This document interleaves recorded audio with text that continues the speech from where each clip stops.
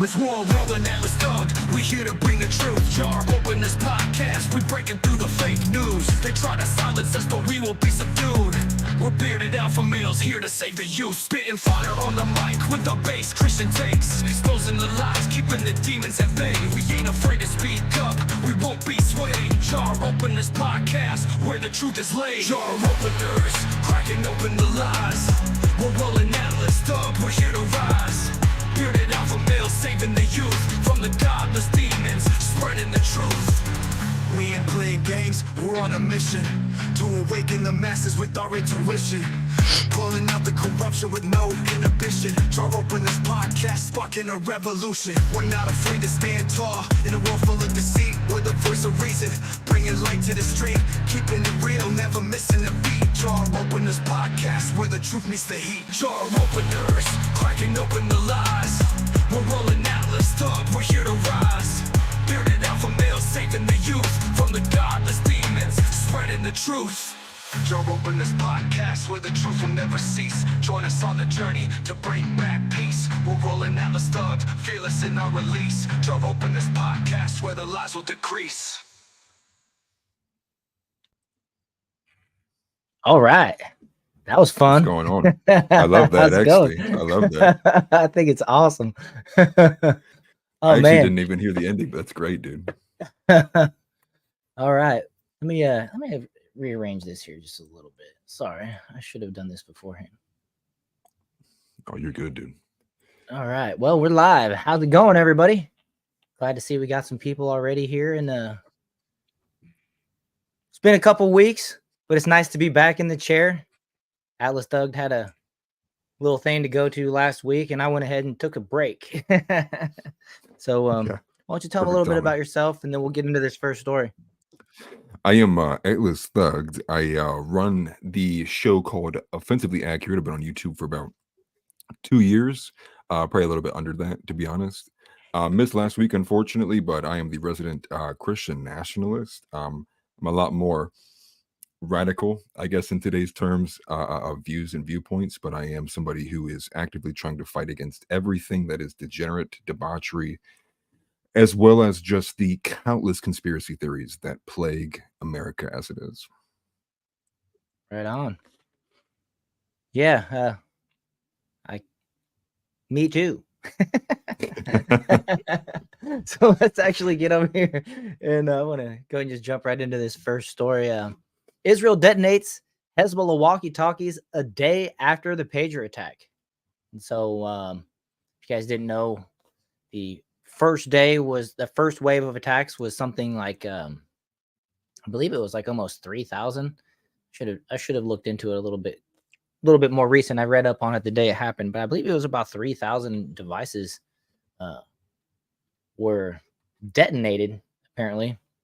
And a couple of days ago to start it, and the next day they hit the walkie-talkies, and then we'll get into what happens next after I read this a little bit.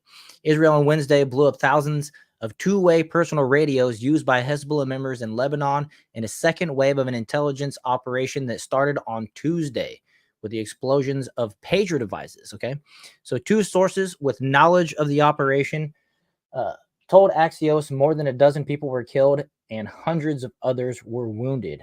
Now, give me 1 second. This is blocking my screen a little bit. And it just I went to read, and I'm like, my camera's in the way. So I'm like, it's like not even technical difficulty. That's physical difficulty. I'm having physical, technological differences. Man, I'm going to change the angle there a little bit too. All right. Much better. Perfect. So the big picture, the second wave of clandestine attacks is another serious security breach in Hezbollah's ranks and increases pressure on the militant Lebanese group. Lebanon's health ministry said 14 people were killed and 450 wounded in the attacks on Wednesday. So they're, I don't know. There's been a lot of speculation. What do you think? Do you think they're detonating like the batteries, or are they actually putting? So from what I've read, and this is from majority New York Times, because I didn't want to go to any other source, that wasn't big, like an Axios source or New York Times source. What I've read so far is I think they've confirmed that it was actually that they coded the devices in an explosives called PETN, something I'm not familiar with at all. But that every single one of these devices, the pagers, and I'm assuming the walkie-talkies as well, were all rigged with a few different ounces of what this explosive is called, which is PETN. I'd imagine it's something similar to what C4 is that can be remotely detonated. I'm not sure what the actual rigging system is. As far as I've seen, they've like there's even companies doing back work. I think ICOM is the company, the Japanese company that makes the radio, the walkie-talkies, I mean, and Okay. they're investigating on their own end to ensure that it wasn't like their batteries. Because without this confirmation, obviously this threatens the market value of a lot of handheld appliances because people are now going to fear that if it was just lithium batteries being detonated, well, what's the chance that it could happen to someone's cell phone here in the States or anywhere else for that matter, too? But far as I've read, it is being confirmed that they were tampered with after being produced and then sent over to Hezbollah when they purchased them. Okay, yeah, and that you brought up a point there that uh, I'm sure everybody was kind of has wondered about as they have heard of the story. That is the cell phone that I'm holding, a a danger to me or whatever. You know what I mean? And if it was the batteries, and if it was some type of coating that made the batteries get hot and uh, essentially combust, which I'm sure people have seen the videos of people like puncturing a lithium battery or lithium ion I don't know, one of the Yep. cell phone batteries, and it's not good, right? It basically No. pops, and there's also been some random stories of people falling asleep with their phones and they catch fire or whatever, but they're few and far between, and so it's like, it even makes me wonder, is this some type of big tech cover up going on, essentially to protect their business, you know, everything that Yeah. they've basically built that's powered by these type of things, by these batteries essentially. It's like, Well, I wow. saw that Motorola is actually suing. They're suing somebody for like $1 billion for this. Now, I'm not sure if they're suing Israel themselves, like the state, but Motorola did launch, and in response to this, $1 billion lawsuit due to the fact that there's not any confirmation yet, and for the reasons I stated earlier, that it's going to threaten their business models, their when they sell these phones. Right. I mean, threaten their business from top to bottom. I mean, even probably on the stock market, if it were some type of, some type of information came out and said, yeah, it is the batteries and it was a code. Because, um, I've heard, I'll refer to a story that I've heard Tim Pool say on his show. He went to like a hacker convention or something like that, and they did a demonstration where they were able to, uh, through coding, make a power plant essentially rendered useless by like overloading, I don't know, overloading the system essentially and making it too hot and then shut it down. And it's kind of like, wow, makes you wonder if that was something that they could do with these cell phones or with these, electronic devices. That was one of the first things that I actually wondered about, was because it made me think of that at least. Yeah, well, I even saw, and I don't. This isn't confirmed by any means, so anybody correct me if I'm wrong if you're watching. Um, I think it was Aristophanes, a large account on X, posted that there was some kind of frequency that was sent by Compass radar. And so they showed these flight logs of these two planes. Now, I'm not sure why it was specifically these two planes, but essentially, to make things simple, these two planes flew in the specific range that they needed to get off the coast near Gaza, or not Gaza, Lebanon, where most of these devices went off in. Right. And it was a specific frequency that detonated these explosives, and it was a delayed frequency. Okay. And so it was actually meant to be with the pager specifically. I don't remember what the specific delay was, but it was meant to delay enough so that the pager would beep, the person would hear it, and then give them enough time to like raise it to their head Oh, wow. and then detonate. So these things were like very meticulously designed to do as much damage as possible. Some Mission Impossible type stuff. Right, right.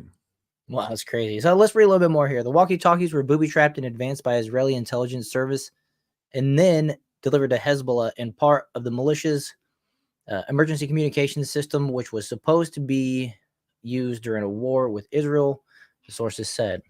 The attack further damages Hezbollah's military command and control system.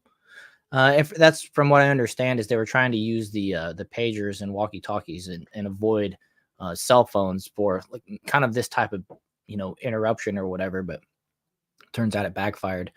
But what's driving the news on Tuesday? Israeli intelligence services blew up thousands of pager devices used by members of Hezbollah's military units and institutions. At least 9 people were killed, including a child, and more than 2,800 were wounded in the attack. That is something that brings up something that I've heard not a lot, but there has been innocent people, and I understand this is war. I'm not making any excuses though, but there have been innocent people, casualties. From this, people that aren't necessarily Hezbollah, apparently, that are, got blown up or affected by this or whatever.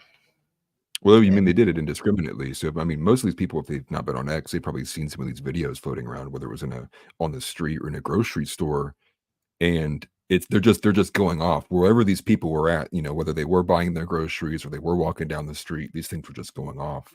I wanted to make note particularly of one instance. I don't know if it's talking about that child specifically with Axios. The New York Times, I think, said 4 children have been confirmed. One in particular, her name is Fatima Jafar Mahmoud Abdullah. I know I probably pronounced that wrong. She was 9 years old. She heard her dad's pager beep. She grabbed it off the table, went to go run it to him, and before she gave it to him, it detonated in her hand, and she is now deceased. So it is affecting a lot more than just the actual targets of who this attack was meant for. Dang, that sucks.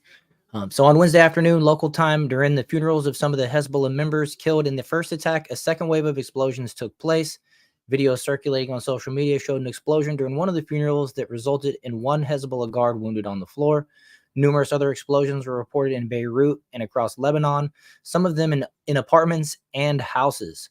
One source said that because they were meant to be used only during war with Israel, a large number of walkie-talkies were in storage in Hezbollah warehouses. So I'd probably assume that those warehouses caught on fire. Unfortunately, I've been off X for like 3 or 4 days. I've been so busy with other things going on in life. A lot of it's making videos for YouTube, but I just haven't had the time to scroll through X.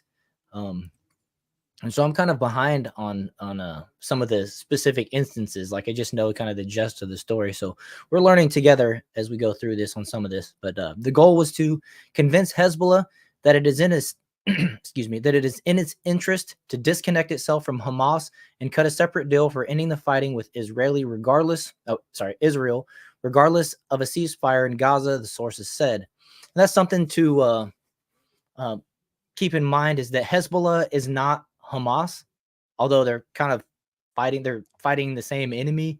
I don't believe that. I know Hezbollah is like more heavily funded by Iran, or at least that's my belief, than Hamas is. If Hamas even is funded by Iran, I'm not sure. But I know that Hezbollah is, which it's kind of a whole separate story. And I actually did a video on it just the other day, and I kind of mixed up the two whenever I was doing some commentary. But from that, I learned that there, obviously there's a distinction between the two, but I was kind of conflating the two as one in my commentary on it. So the two sources added that the decision to conduct the second attack was also driven by the assessment that Hezbollah's investigation into the pager explosions would likely expose the security breach in the walkie-talkies. Okay, so they probably were assuming that we got to get rid of all this. And so before they got rid of everything, they went ahead and detonated, which is just crazy. I mean, didn't see this one coming, that's for sure. And then the latest, after the explosions on Wednesday, Israeli Defense Minister Yoav Gallant said in a visit to the Israel Air Force Base that the center of gravity, the center of gravity is moving from Gaza to the north through Sorry, I thought I read gravity wrong, but the center of gravity is moving through moving from Gaza to the north through the diversion of resources and forces. We're opening a new phase in the war. I was like, the center of gravity is moving. Okay, whatever. Israel Let me read that again. Right. Where you start thinking like 15 things in like a millisecond. Right.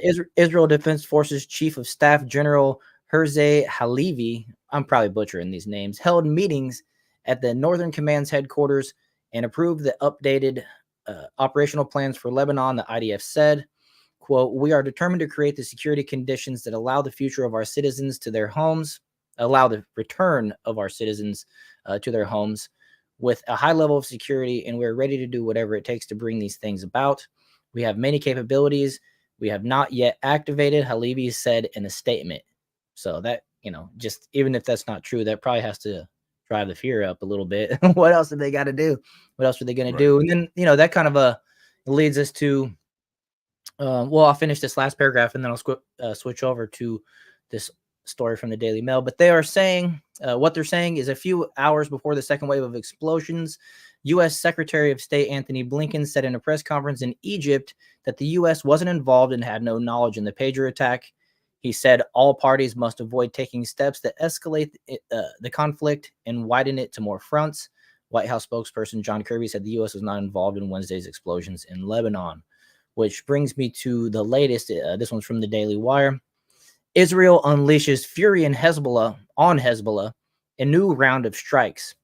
Israel hit nearly 300 Hezbollah targets, including thousands of launcher barrels that were about to fire rockets at Israel. And this comes on the heels of, I think it was it Lebanon's leader, or maybe it was Hezbollah's leader.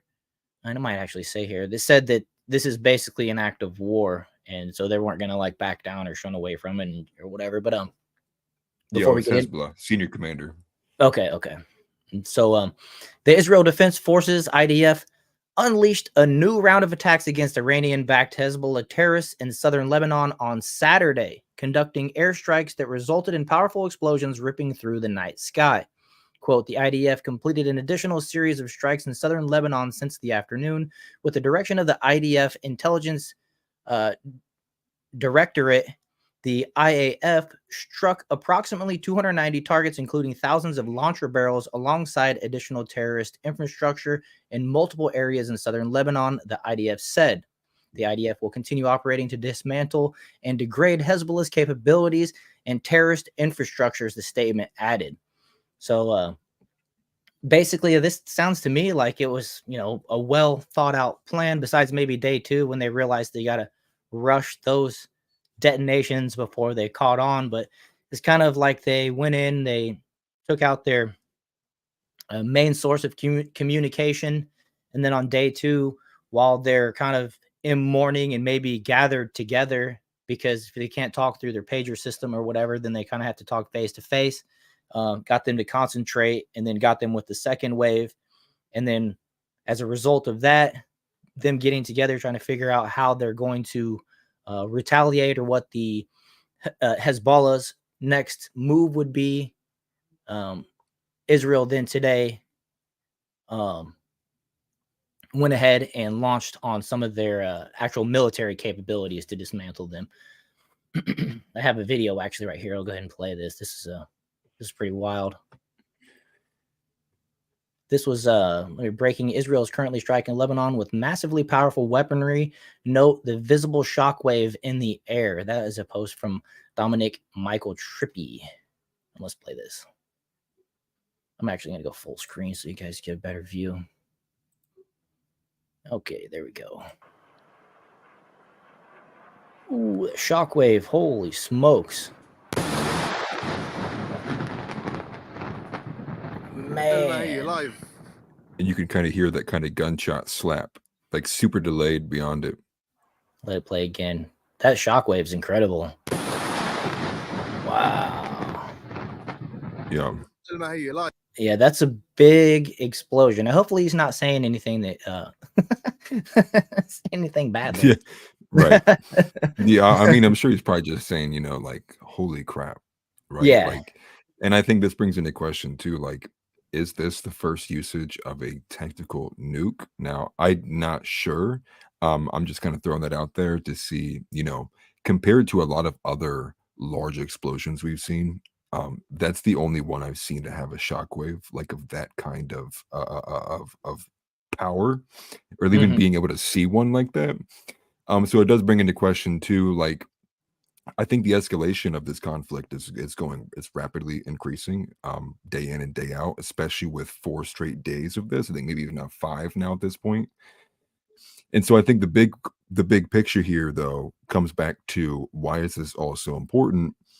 And the reason why it's so important is because this is going to be what probably pulls another international conflict while we already have, Ukraine and Russia going on. And so when you look at the big picture on the big map, right, if you're playing a game of Risk, you have the NATO nations and you have the BRICS nations. Now, both of these groups already have nations in conflict, which is Ukraine and Russia. But now, if we get to a point where the Middle East is now, this conflict is now spreading out of Gaza and the West Bank, and now Beirut and Lebanon and these areas are now being involved too. In It's going to then Israel, begin to or pull in a. sorry, go Oh, ahead. no, you're fine. I was going to say it's just going to be beginning to pull in everybody. It's going to suck people in a bunch too, and namely the fact that the U.S. We've been funding both sides of this for quite some time. Whether it's been different groups in and out, you can interchange the names. We go in there and we pay money to fund these people to destabilize the regions for our benefit, right? The military industrial complex. Now, as evil and as bad as that is, it now begins to be a question of, well, will we be sending American citizens overseas, well, American military citizens, to die for something that we should have literally no part of? Because as many people in politics will tell you, Israel's our greatest ally. And so that calls into question, what will the US do then if anything continues to escalate? And I think at this point, it's just a matter of time, not when. Right. Yeah. And I was going to add there that Iran by proxy, you're listening. I said, or you're listing the countries, and Iran Yeah. by proxy, who is, I don't know if they're actually a BRICS nation. I think they are, but Yeah. I think they're one of the later ads. Yeah. They're one of the later round draft picks, but Yeah. by proxy, the United States is already fighting against Russia through Ukraine. And then if we want to start funding Israel's attacks, which I've shared my opinion on that in a couple of my videos. Not everybody agrees, but it is what it is. I'm America first, right? And so I honor our agreement as far as the country's agreement to support a NATO ally or Israel, who is, contractual ally of our country, but only so far as their defenses, in my opinion. I'm not a big fan of my tax dollars, of our tax dollars, funding these offensive attacks so much, especially since Israel particularly is doing pretty good when it comes to their GDP and stuff like that, and part of my reason with that is that you don't see Israel finishing our southern border wall. You don't see them contributing to any of the United States type of defenses monetarily. And so I feel like, just the United States is the world's piggy bank, which that means you and I are the world's piggy bank. And, that's just where I draw the line. You know what I'm saying? And so that's not everybody's a fan of that, but that's just kind of where I stand, and I don't think that we need to be, I don't think that they need it, frankly. You know what I mean? If we want to help fund the Right. Iron Dome, which is already billions of dollars a year, that's one thing. But, fighting Iran by proxy through Israel, fighting Russia by proxy through Ukraine, that's spreading your resources a little bit too thin when we have enough problems at home. It is, where basically I stand on that. And so, and plus we need to be careful. Especially, We just need to be careful escalating these things, because basically right now the two powerhouses are, United States led NATO versus Chinese led BRICS, and that's a slippery slope. And it seems like every slippery slope over the last 20 years ends up leading us to a nasty mess. And so to avoid right. the nasty mess, I would rather, draw some lines and not escalate when it comes to these type of things. But Yeah. Joe Biden's the a whole nother president, not reason. me. Well, right. Yeah. And I mean, yeah, we don't even know if he's really truly Right. president, right? You know, we kind of I just fill him stand in, so. corrected. Yeah, right. It's probably Joe Biden or, It's- Kamala. I mean, actually acting as the incumbent, essentially. Right. It's the machine. I saw a good interview. I actually posted a video on it. There's a conversation between Jordan Peterson and Vivek Ramaswamy from this last week, and they're talking about Vivek was making the point that Kamala Harris, Joe Biden, they're basically just cogs in the machine. How did he word it? I actually wrote it down. I thought it was a really good take, and pretty much this one take was the whole reason I wanted to make the video on it. But yeah, Vivek points out that we the people have in common.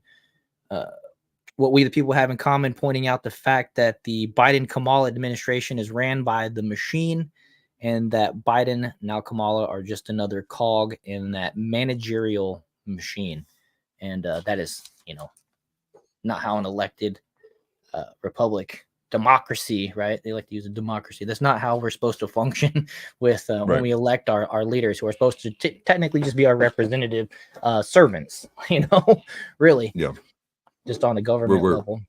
far removed from that kind of At a system, better even level. being it's like an idea at this point, right? We've already kind of moved to the point that it was I can't remember if it was the New York Times or if it was Time Magazine, but it was almost like 8 years ago, and they pointed out that how little U.S. elections actually swing or leverage public policy. So it's seemingly like it really doesn't matter who we vote for. It's like public policy is generally being directed by what the bureaucracy wants to do. However, the military might be leading in the military-industrial complex.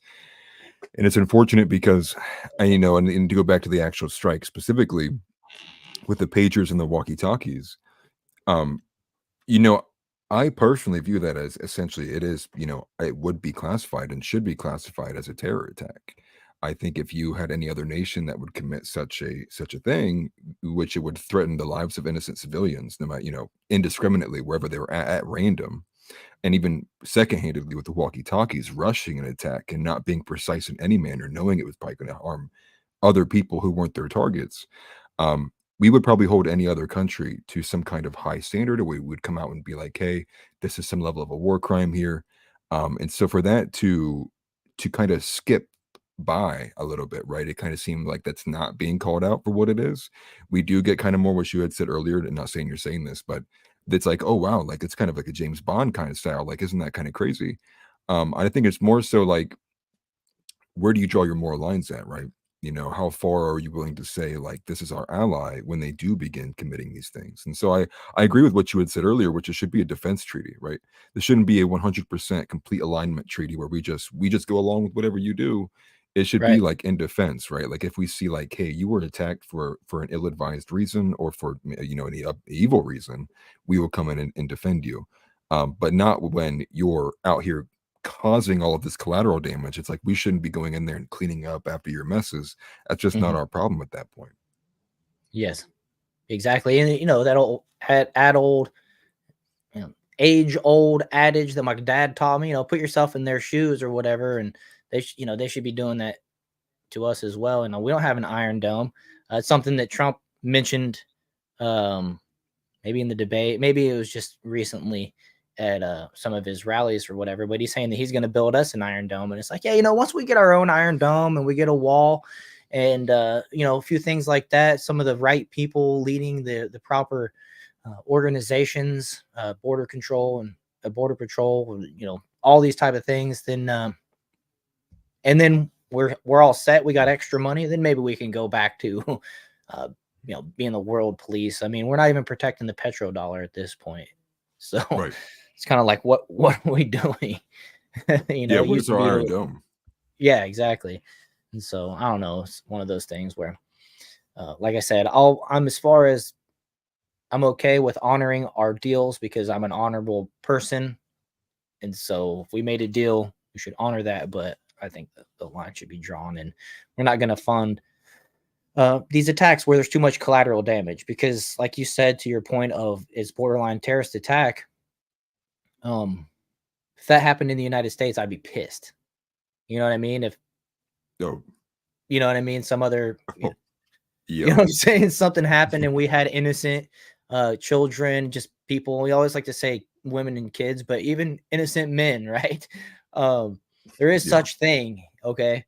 Uh, damaged or killed in that type of scenario.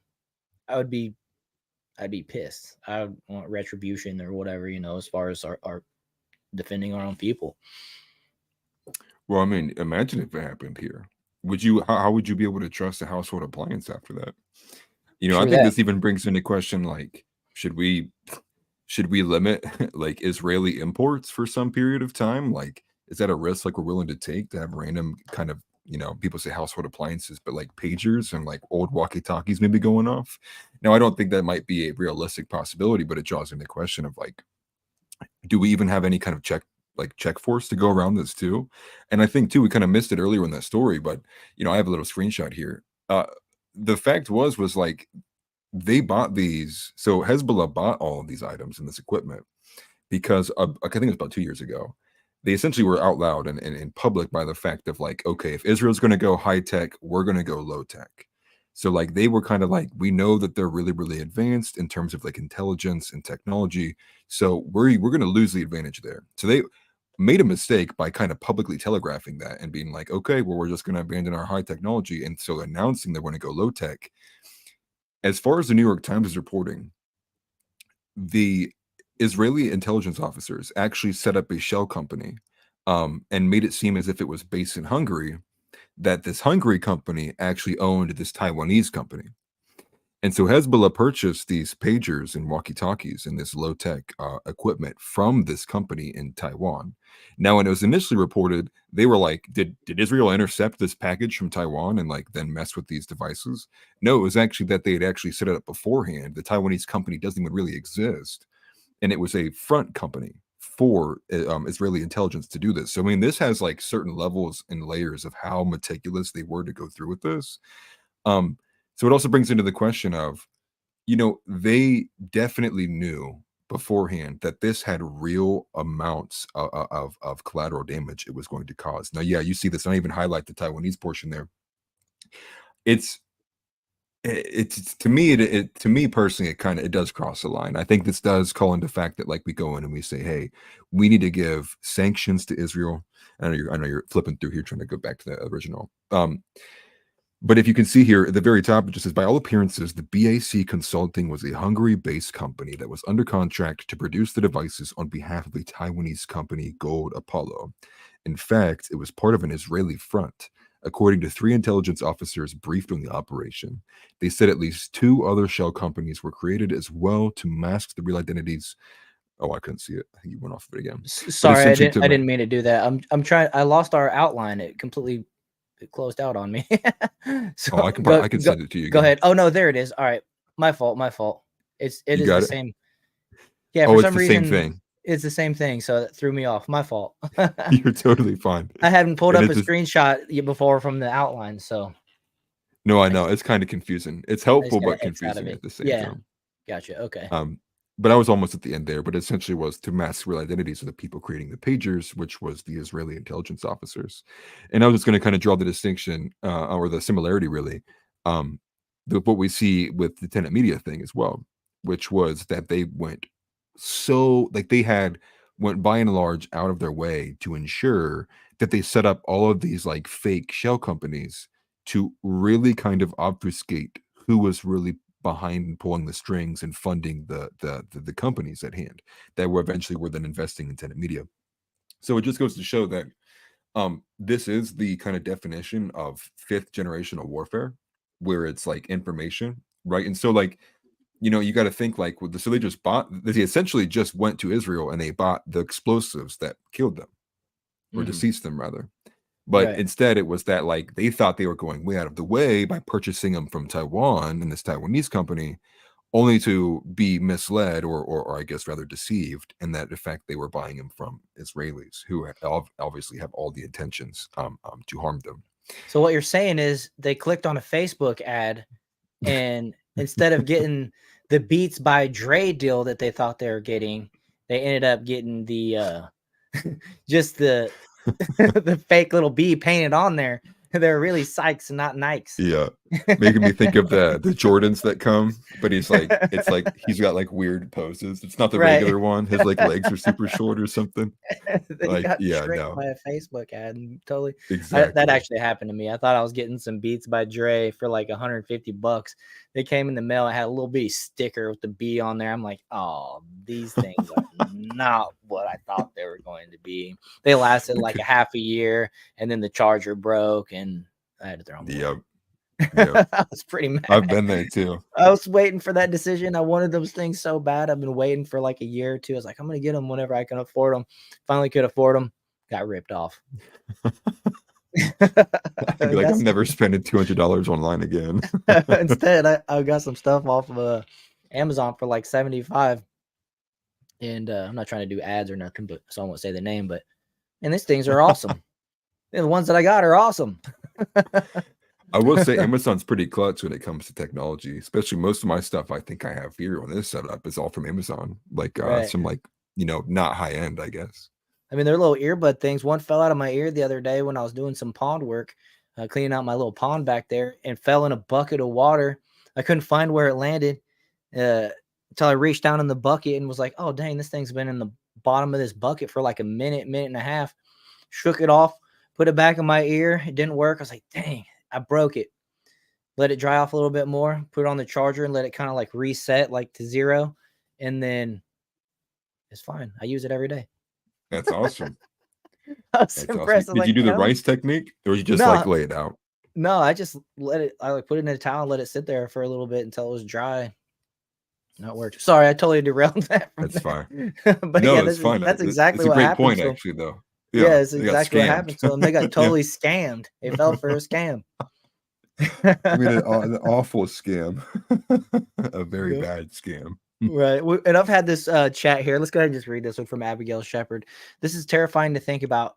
Who's to say they don't continue to escalate their tactics, especially with how strong of a hold Israel has on the U.S. politics and the international interests? 100% true. And then Right. Lark Bark also commented there. Hello and good afternoon, gentlemen. Well, hello back to you. Too. Yeah. Thanks for being here. But where we leave off here, you're saying that they basically oh yeah, we're just finishing up that little screenshot. They scammed him. I mean, I think that was it just for the screenshot there, but just to kind of point out that they are already in full on like 5th generation of warfare, right? Like they are all bought in, like they've been doing this. Who knows how long those companies have been set up for, right? Maybe this has been a year in the making, 2 years in the making. Yeah, that's quite ahead, thinking, essentially having all that stuff set up to set that type of trap. Yeah, and so I just kind of pull back to what you had said earlier, where we got to kind of have some kind of moral line, right? Like some moral line where we impose sanctions. We're just like, hey, and because it threatens.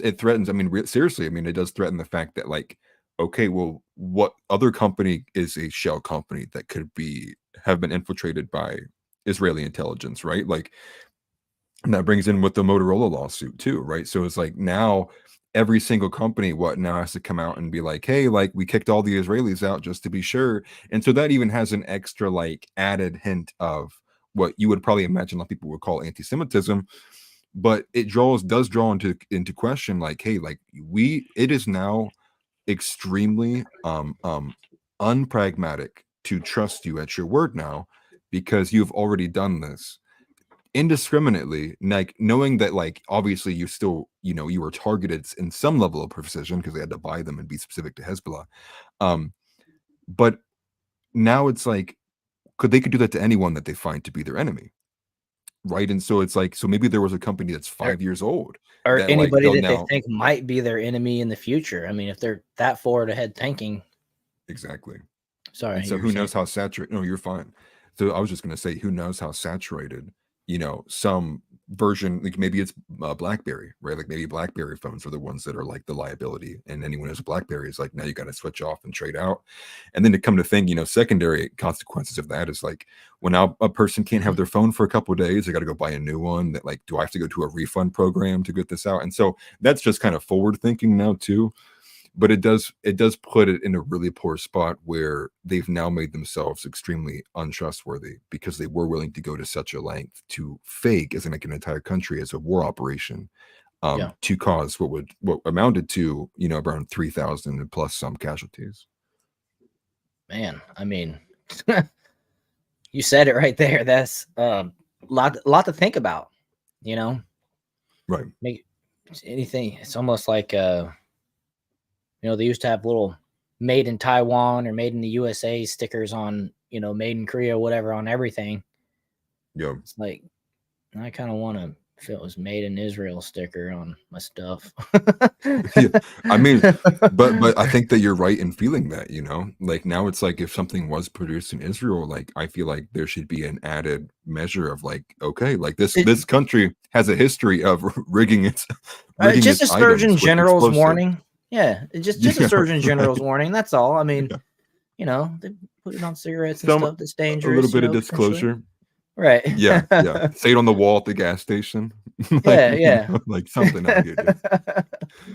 But I see Lockhart said, I want to see Am I Racist? It looks good. All the previews I've seen for it looks really good.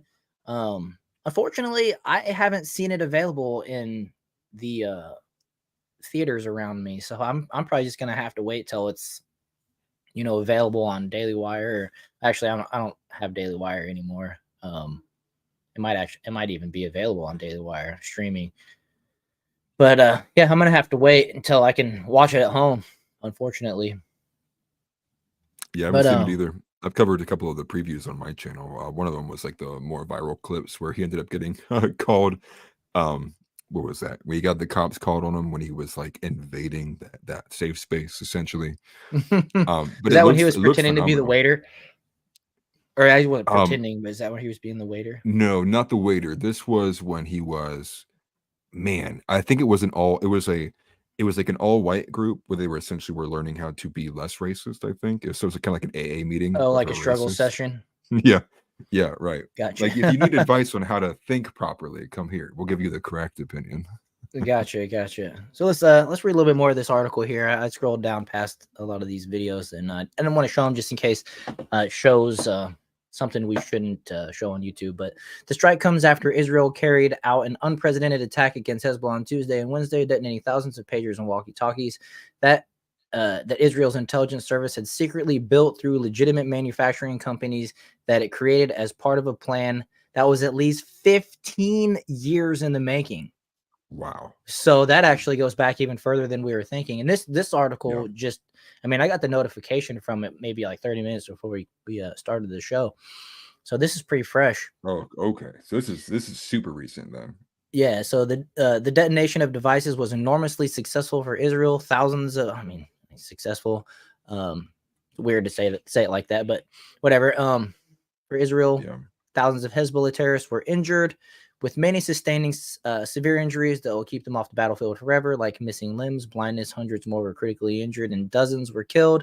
The attack also outed numerous terrorists to their communities who may not have known that they were part of the organization. That also probably ruined the reputation of some innocent folks in the process as well. You know what I mean? Just to add that little side note, somebody was just happened to get fooled by that same Facebook ad and got scammed, ended up with the wrong pager. But right. Other benefits of the attack included its minimal collateral damage, the decimation of Hezbollah's ability to communicate, and inducing a state of fear and paranoia within the organization. Israel also decimated Hezbollah's elite Radwan force on Friday, killing its entire senior command in an airstrike. And so, yeah, I'm sure that they probably consolidated Hezbollah once they lost all of their communications after back-to-back days, which then made it easier for airstrikes to, get rid of more people with fewer attempts. You know what I mean? up those numbers Right. by when they consolidate there like that. But the IDF noted that Hezbollah's military top chain of command has been nearly entirely eliminated following the airstrikes yesterday. You know, reading that makes me think that they could probably, I don't want to say tone it down or whatever, but maybe the next wave is probably not as necessary. I mean, you took out all their leadership, you injured a bunch of their, their ranks and stuff like that. I mean, what's left? I don't know. I know Iran has a lot of money now that Biden has enabled them to basically re-enriched them after Trump pretty much crippled them and made them poor. But so who knows how fast they can rebuild that type of leadership and ranks. But among those killed in Israel's airstrike was Ibrahim Akil, the head of Hezbollah's operations unit and the commander of Hezbollah's Radwan forces, who was also in charge of Hezbollah's Conquer the Galilee attack plan, the IDF said in a statement. Okay, so it's basically just a quote saying that they did what I just read. Akil was one of the founders of the terrorist group that had a $7 million bounty on his head from the U.S. government over his role in the 1983 bombings of the U.S. Embassy in Beirut, which killed 63, and the Marine Corps barracks, which killed 241 U.S. personnel. So, as far as that part goes, good, I guess, Right. you know what I mean? Getting rid of that type of guy almost seems like, getting rid of like one of the guys that Trump got rid of whenever he was president, Soleimani and al-Baghdadi. But that was ISIS. The Radwan Forces is a unit that is reportedly primarily responsible for Hezbollah's terrorist organizations against Israel, with one of its top goals being the conquering of the northern Israeli region of Galilee, the New York Times reported. The Radwan Force is dedicated to duplicating what happened on October 7th in the south of Israel in the north. In the south of Israel in the north? Wait, is it the south or the north? I'm just saying that's in the south end of what they call the north part, I guess is what they mean. Yes. Said Tamir Heyman, a retired general.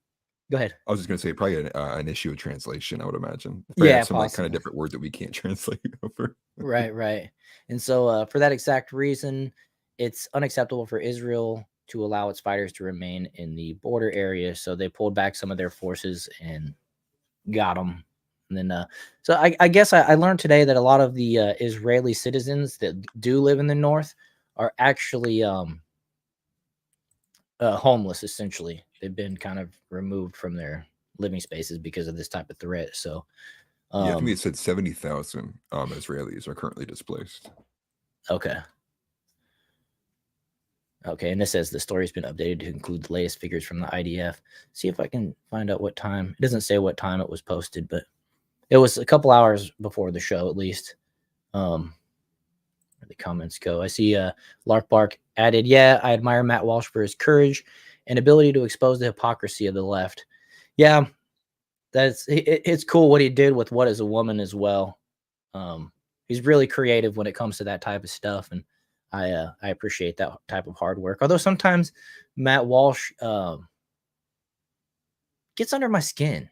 I don't know. He had this a while back. I'm going to derail for a little bit, but a while back he went after the Quartering, Jeremy from the Quartering, and they had this back and forth. And I felt like it was just like a back and forth to gain clout.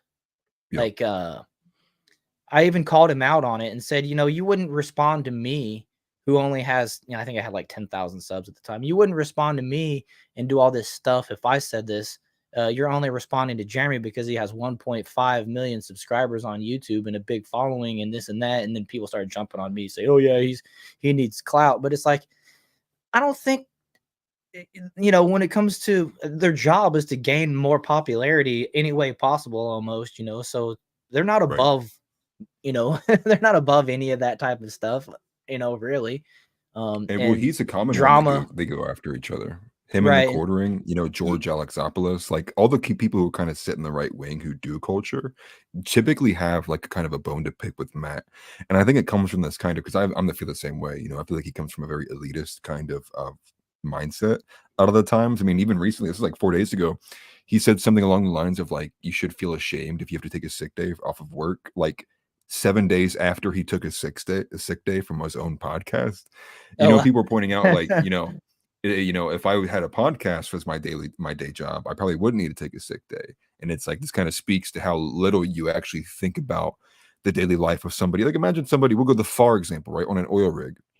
I mean, I imagine Mhm. if you got to do underwater welding and you have COVID or like you have the flu, I mean, you're probably not going into work that day. You're just not even going to risk like Oh yeah. anything happening Well, out there if you're well, weak. if you have the flu and you work in a building full of a bunch of people, the responsible thing is to stay home. You don't want to get everybody else sick. I mean, I don't want you coming to work if I work in that same building and you're sick. Right. It's responsible, you know. So, Yeah. and then I think the thing that launched this particular one that I was talking about between him and the quartering was I think Matt Walsh said something about anime, which I don't watch anime. I don't care about anime, but Oh, I I do don't I remember don't this. I I don't do. blame I don't blame people for watching or liking what they like or whatever. I mean, just, you know, just cartoons essentially in my opinion. I don't know. Like I said, I don't pay that close attention, but it's just another version of cartoons. Yeah, well, I would So even whatever. be there with the quartering. I would defend anime, right? You know, and I think, man, I can't remember how long it's been since I saw this figure, but not anime. One particular series of anime, I think it's called was it might be Demon Slayer. I could be totally wrong on this. It's a series I don't watch personally. That alone, one franchise by itself in anime, if you combine the entire Western market of comic books in Hollywood in that same like 3 month span it was out, um, that one singular anime franchise was outperforming every single one of the ones in Western Hollywood. Oh And a wow. lot of this has to do with the fact that Western Hollywood is a bunch of woke garbage, and you don't get as much of that in anime. Now, anime does have some kind of weird kind of tangents it goes off on, kind of weird things that they fetishize over there. It's different cultures, so they have their own kind of different problems of degeneracy. But you have a lot of men, a lot of Zoomers, a lot of young men who have now gravitated towards anime because the hero's journey, you know, the typical way you would kind of format a narrative that attracts itself to young men, right? Like the guy who's got to overcome all of this, or he was bullied, and now he's beyond that now, is non-existent in Western Hollywood, and so men have kind of gravitated towards that. Then you see Mr. Matt Walsh, you know, 50-year-old lumberjack, come out and say, "Oh, anybody who watches this is like not worth my time," or something along those lines. It kind of is like it does give that feeling of like you don't know what you're talking about. And so it kind of gives that response from the quartering who comes out and he was like, bro, as somebody who watches anime, right, and myself and the quartering included, they feel like they have to defend themselves against stuff like that. Oh yeah. Okay, yeah, that makes sense. I mean, especially when you know better or whatever. It's like, no, I'm not what you're describing it as, you know, but that's like I said, I don't even know if Matt Walsh really even meant that. I think it was just it seemed like he was just kind of I called it clout chasing in my comment, but I don't even think it's clout chasing. It's just when big names go up against each other, it actually causes a frenzy that then gains everyone involved or causes everyone involved to gain more followers, gain more subscribers. And that's kind of the name of the game, especially on YouTube and X and things like that, which, you know, social media, which is what those guys' livelihoods are, you know. So I Right. get it. I get I it. mean, But I I will thought it was say, just funny. I want to say, I hey, will, how's it going, TNT Cycles? It's good to see you. I was just going to say, it's hard to go against Matt Walsh because he is someone who puts his money where his mouth is, Yeah, and because he I is like him making for all the these most part. cultural movies and stuff. Yeah, same. And it's like, again, you're not going to align 100% with anybody. I think if you find yourself being like, oh, I agree with every single thing that that guy says, it's like maybe you're an NPC. Like maybe have some more of your own individual organic thoughts because you probably shouldn't be 100% aligned with people. But it's nice to see you guys in here. Thanks for coming on. Yeah, yeah. So I wasn't thinking ahead, but I was gonna pull up that New York Times article, but I don't have a subscription. Do you have a subscription? Are you able to pull that one up and put it on the screen, or it Um, gives me the pop up to create an account and all that stuff? And I have an account, but I think this is one that's behind the yes, paywall. I can. Let me share this here real quick. Oh man, I had it earlier. Yeah, I did something earlier that made me get around it. Actually, I don't know what I did. Let me Let me just actually try to. present Maybe this. it's just I need to log in. Let me try to log in. I do have it. I think I just Yeah, shared it to it's you. trying to get me to sign up for a week. I can't show that one. Yep, I got it pulled But up here. okay, cool. And so yeah, so how Israel built a modern day Trojan horse. Now, everything in the New York Times article essentially echoes what we saw just in the Axios and in the Daily Wire article as well. So it says like an 8-minute read. And so, the pagers were on 3:30 in the afternoon in Lebanon on a Tuesday, in the middle of the day. So they made sure that it was going to be, when the most amount of traffic was moving along. And so you can see here too, powered by a few ounces of an explosive compound concealed within the devices. It calls it PETN later on in the article. I don't know why I didn't say it there in the very beginning. But if you go down here a little bit, so 2,700 people were wounded in that singular first strike. I think the radio and the walkie-talkies came with like 450, 500. But obviously Israel's neither confirmed nor denied any role in the explosions, but 12 current and former defense and intelligence officials who were briefed on the attack say the Israelis were behind it. And the reason why I wanted to make sure we include the New York Times article in here is because, it's kind of the same kind of mindset, Tim Pool has, which is like, we're not grabbing, random, Al Jazeera and kind of single biased organizations. We're getting it from people who are the big mainstream guys, right? So like the top of the top and who's honestly more popular. Right. Multiple sources across the spectrum a little bit there. Yeah, I was going to say credible about the New York Times. I guess it's more so just like they have the ethos of authority because they're like a big publication. Because the New York Times is, they have a bent. We all know that. True. Well, I think it's fair to say if the Daily Wire and the New York Times are both reporting on something, the gist of the story is pretty true. You know what I mean? They're kind of right. I won't say opposite ends of the spectrum, but not on the same side of the spectrum at least. So yeah. Right. I like to do that too. And plus, everybody kind of adds another detail that the other one left out, it seems like, because that one that you just read showed like 3:30 in the afternoon. I don't think they had actually included that in any of the first two stories. So it kind of just paints the picture a little bit better when you read multiple sources as well.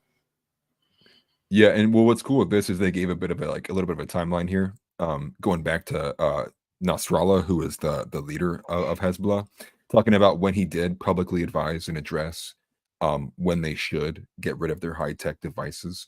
He even saying that he issued a plea, bury your phones, your devices, anything that would have an iOS, anything Apple, put it in an iron box and lock it.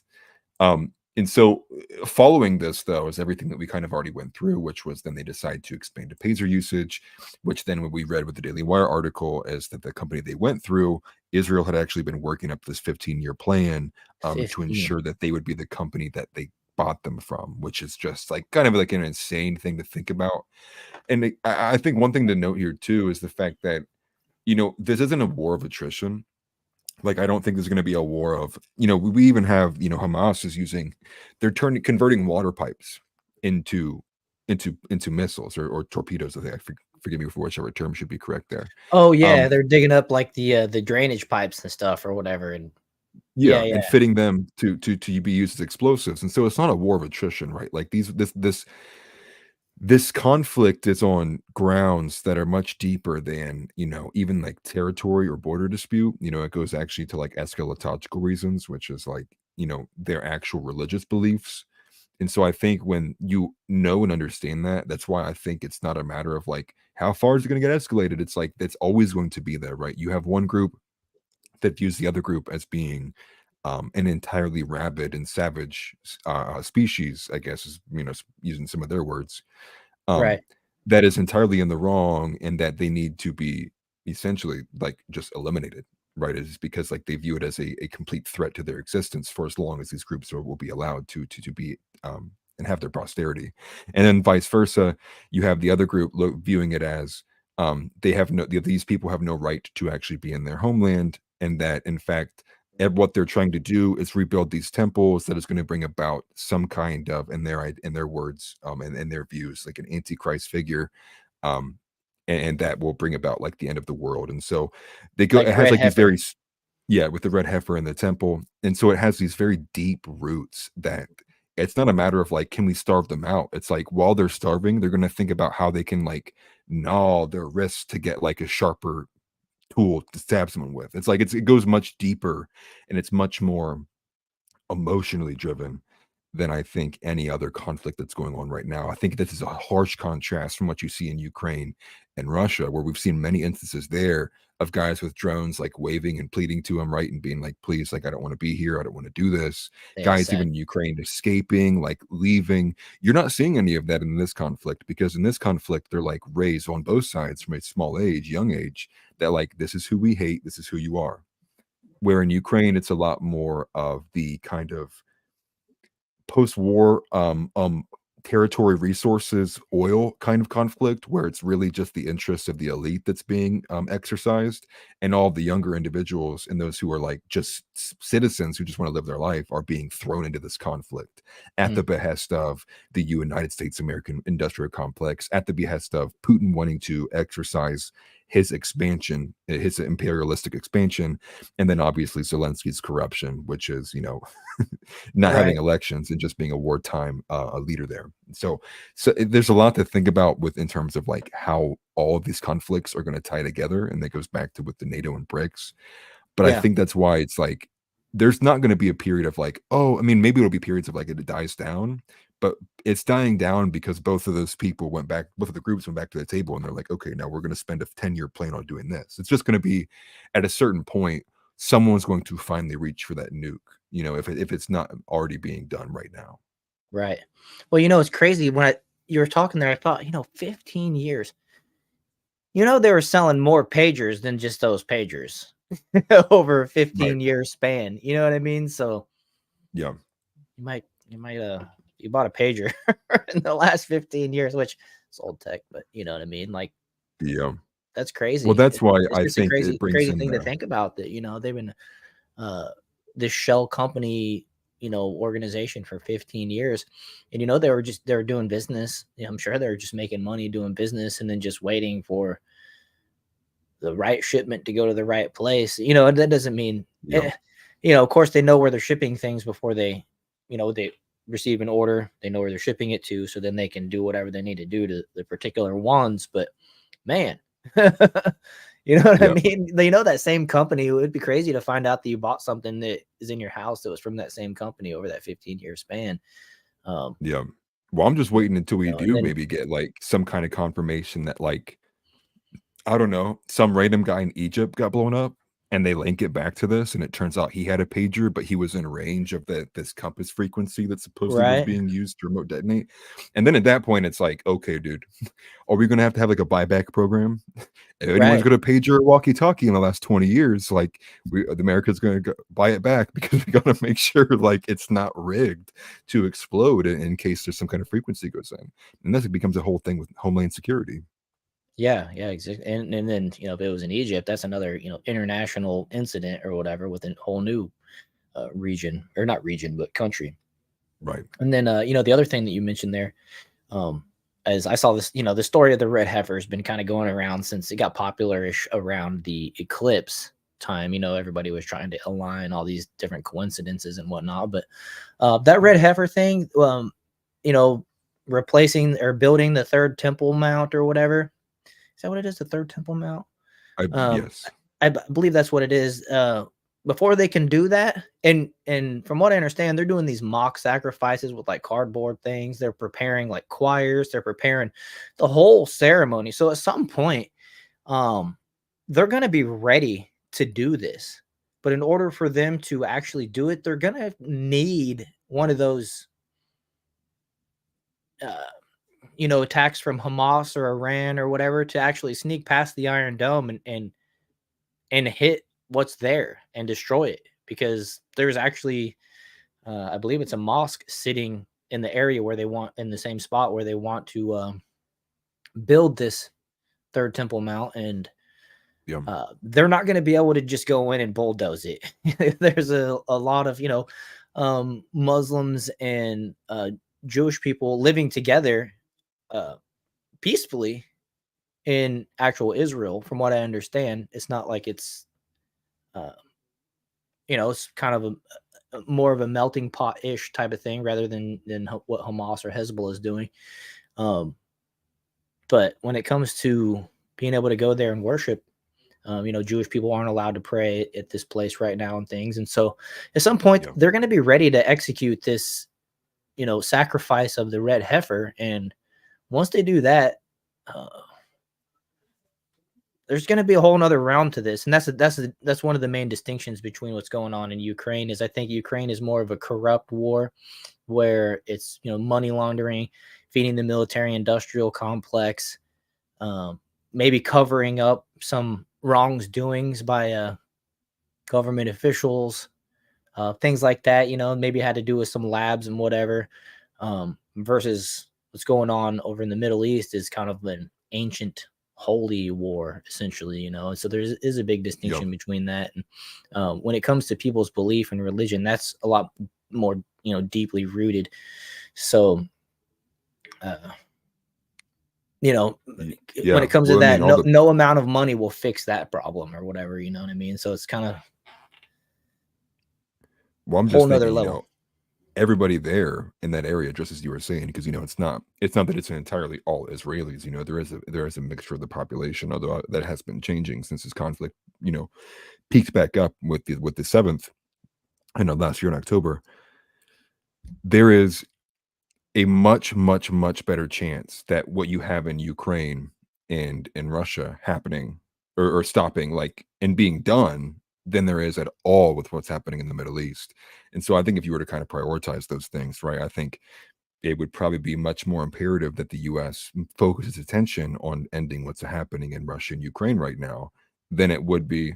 Oh, that's hilarious. I know. It threw me off that nobody here supports Putin. So I don't know what you're talking about. I don't know what I said that makes you think that I support Putin. I'm America first, and I don't want to fund anything outside of America. So, and I don't feel like, all right, explain to me what Ukraine winning looks like. When somebody can explain to me what Ukraine winning that war looks like, then we can have the conversation. But nobody knows what that would even look like. So you know what? It's a moot point. I'm over that.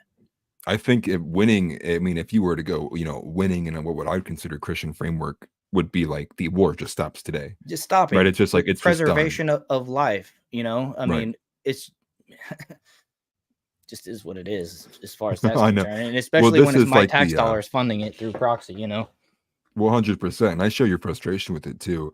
And I think this comment highlights the fact of what identitarian politics is. Because you didn't repeat the line, end quote, right? You didn't say exactly what you were supposed to be saying. You didn't parrot the exact point. That's all they need to be like, oh, this guy must love Putin. You must love Russia. You must want Ukraine to not exist. And there's all these kind of like ridiculous ideals. It takes away the nuance of things, and it shows just how kind of extreme rhetoric is on both sides. But again, we don't even need to talk about like a comment here. It's like the fact that there was a second assassination attempt on Donald Trump. And I think even Matt Gaetz was talking about how we know that there's actually now 4 or 5 groups that are currently trying to stage out more of these attempts. And so I think this shows like how extreme like this rhetoric has become. And so, it's very tribalistic now. So saying any minor a football thing game where one team wins and then or whatever is, what winning a football game, what winning a sporting event looks like. What does victory for Ukraine look like? Russia just packs up and goes home. I don't believe that is a possibility that's on the table. It's not me supporting Putin. That's me being realistic. You're right, dude. What if we just ask Putin to stop? Let's just ask him to stop. Right. Has anyone tried that yet? I mean, the people in the region, they all like a lot of the people in the region, they speak the same language anyways. The Donbass has been back and forth for a decade or decades or whatever. It's just for real. Like, yep. They like you can repeat Kamala Harris's, line that she said during the debate that Putin would be sitting in Kiev right now if Donald Trump was president, which is completely bullcrap. But, that's just not true. You know what I'm saying? It would have never started in the first place. So I'm whatever.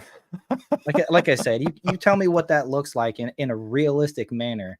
And then we can have the conversation in Ukraine, because then you see a light at the end of the tunnel, especially after peace negotiations were shut down by the dude in NATO like 2 years ago, year and a half ago, or whatever. It's just like wanted it Yep. to continue. You know, I have to question it. It's like I said, it's corruption, it's money laundering, and it's yours and my tax dollars that are being laundered, right? So, you know, I guess if you're one of those people that says that we need to pay more taxes so that we can get out of our debt to China, then, you know, Right. start paying more Dude, taxes. I would argue like they're both psychopaths, right? Like we're watching Ukrainian videos of people getting taken out of their homes at like 48 years old who don't want to be joining the war efforts because they feel like they're way out of any kind of condition to be fighting in some kind of battle. And then you're Yeah. sending them to go, you know, die in the woods because a robot that can fly 180 miles an hour flew by with C4 attached to it. And Right. then we get to watch all the videos on X, you know, being hundreds of, you know, thousands of miles away. I mean, to me, that's psychopathic, you know, and I also think too, and this is kind of a side point, you know, what does that do to the psyche of all of us? You know, me, you, all these political pundits who do this day in and day out, you know, not to say it's just us, average people watch politics stuff all the time. Yeah. But just the people who constantly are absorbing, and it's like, okay, open up my phone, and you know, for the 17th day in a row this month, I've now watched a drone fly over a guy as he begged for his life, and oh, there goes his body. Not There's only his that, it's like hand a over there. $50,000 drone, like 1-to-1. You know what I mean? It took out one person. And it's like, bro, that's more than I'm making a year. Yeah, they're all like 35K, and that's all it was. I mean, and honestly, it's kind of sad to think about it like that, you know, and that's how these wars are being fought now too. Right. So, you know, Very concerning. right. So I wanted to play this video. This looks interesting. I haven't actually seen this before. It's okay to play though, right? It was in the Yeah. So this is just what I was bringing up earlier. You have, I don't know what the other secondary company is. This is the one that I saw the video for. They're investigating because they want to understand, you know, how it was infiltrated, and they'll explain it a bit better with their walkie-talkie here, Okay, let's go ahead. I'll play this. or pager, one of the two. I can't remember. It's a walkie pager. Yeah, both. The company whose name is on the walkie-talkie that blew up on Wednesday in Lebanon is investigating.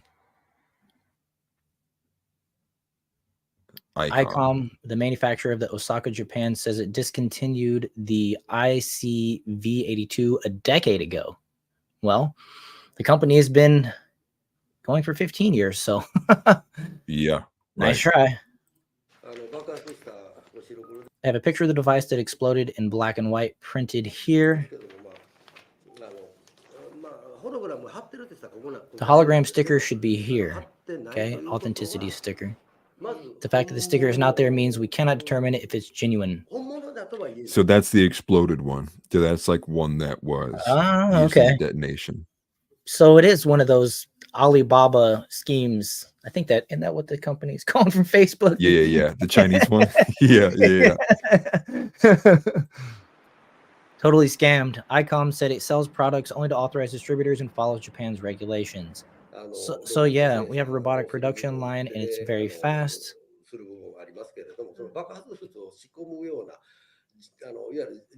So there is no time to set up an explosive device.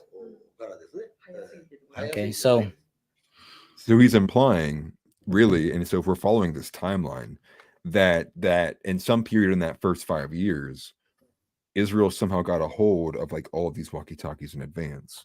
And if it wasn't that, it would have been the fact that they used that company to pretend as. And so now that company is trying to pile up evidence to then sue, I would imagine, somebody in the state of Israel, or if not those shell companies themselves, for what would probably be considered a war crime based on international standards.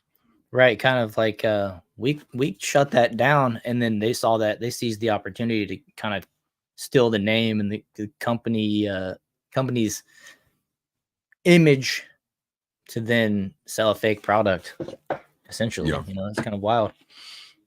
Scary. Well, I guess now now you have all of Lebanon will be like, I'll never buy an ICOM device again, when in reality it was not even really an ICOM device. Alibaba and the 40 Thieves. Alibaba and the 40 Thieves. What is that? Oh, I can't think of their name right now. Beastie Boys. Yes, yeah, Beastie Boys. I mean, it's real though. You know, the way that these companies kind of scam each other. Now, I will say, you probably have a better. I would rather take my chances buying from Alibaba than I would any pager company from this point forward. Yeah, yeah, yeah.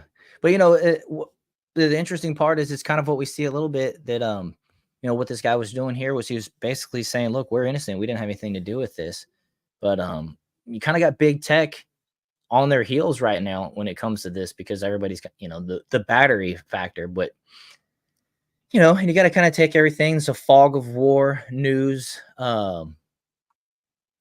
You know, information coming out of like the region. You know, you got you know, did they really put the whatever explosive that was called C whatever S whatever in there, or was it really a battery and they're just covering their butt, you know, or whatever? Yeah. Uh, Well, I'm assuming that I, the New I, York Times said that because they confirmed it probably by tracing materials, I'd imagine, from one that was detonated. But I actually just read this while you were saying that go that ahead. PETN um, is the main ingredient in a Semtex grenade. So if you're familiar with a Semtex grenade, if you ever anyone's ever even played Call of Duty, Semtexes are they were the advancement of C4. Right, they were Okay. the smaller forms that you could hold. It would be similar to a frag grenade, although it's coated in some kind of material, and it sticks to things. You could like Okay. take this grenade and throw it at a wall, and it will stick on that wall where you hit it at, and then it will Okay. detonate. And so, what I'm seeing, reading from here, and let me just get the source here. The NIH says that PETN is one of the most powerful explosives known. It is a plastic explosive. So if that was to be the case, right, and it is PETN, I think that at least kind of kills off a little bit of the worry that people have about lithium batteries being able to just be detonated at random. Um, but I guess again, I think that both points to the fact to the length of which they were willing to go, right? Like these weren't just kind of any kind of like, pipe bomb, bleach powder and I'm not going to say the things on YouTube. Um, Sure. to get kind of small detonations going. They were like, this like military grade equipment was being put into these radios. I mean, every single one of these would be classified as a military grade explosive. So yeah, seems like it's kind of a fairly new type of ex- uh, technology for that. So they probably, you know, it's just interesting, you know, that it's you know, kind of indicator that they didn't build them a long time ago and just let them sit there and wait. They probably did, you know, wait for the order to be made and then hope these are going to the right people. And then they tampered with them and had Yeah. them kind of sitting there and wait and knowing how they, through intelligence, knowing how they communicated with pagers and stuff like that, just kind of waited. And, you know, that's the assumption that they all came in like one order or one batch or whatever, but maybe it was just like, oh, this one's going to this guy, let's send it. And they used intel to figure out and kind of predetermine who these guys were and the organization they were a part of before they sent it to them, Right. But which yeah, isn't like perfect. how deep does that hole go? Right. Like how much are they listening on these guys? How much, does this call into question that like maybe one of the fifth in command is actually an Israeli intelligence officer and there's somebody like that far deep in that's actually, sending out information? It does call Right. into question, how deep does something like this go? Right. I mean, if they're 15 years forward thinking ahead, with taking over that company and whatnot, then I mean, you know, your guess can be as good as mine as far as how far they're willing to go. That's for sure. Right. I got this other one here. UN Human Rights Chief declares patriot attack a war crime. Let me go ahead and I'm going to pull that one up. Yep. That was probably worth playing, right? Yep. And I think he's considering it based on the fact that at the time, 2 children had been confirmed dead, but that number is up to 4 now. 4 children have been confirmed to have died as a result. Okay, so this one says UN Human Rights Chief declares pager attack a war crime, violating prohibition on booby traps in an act designed to spread terror.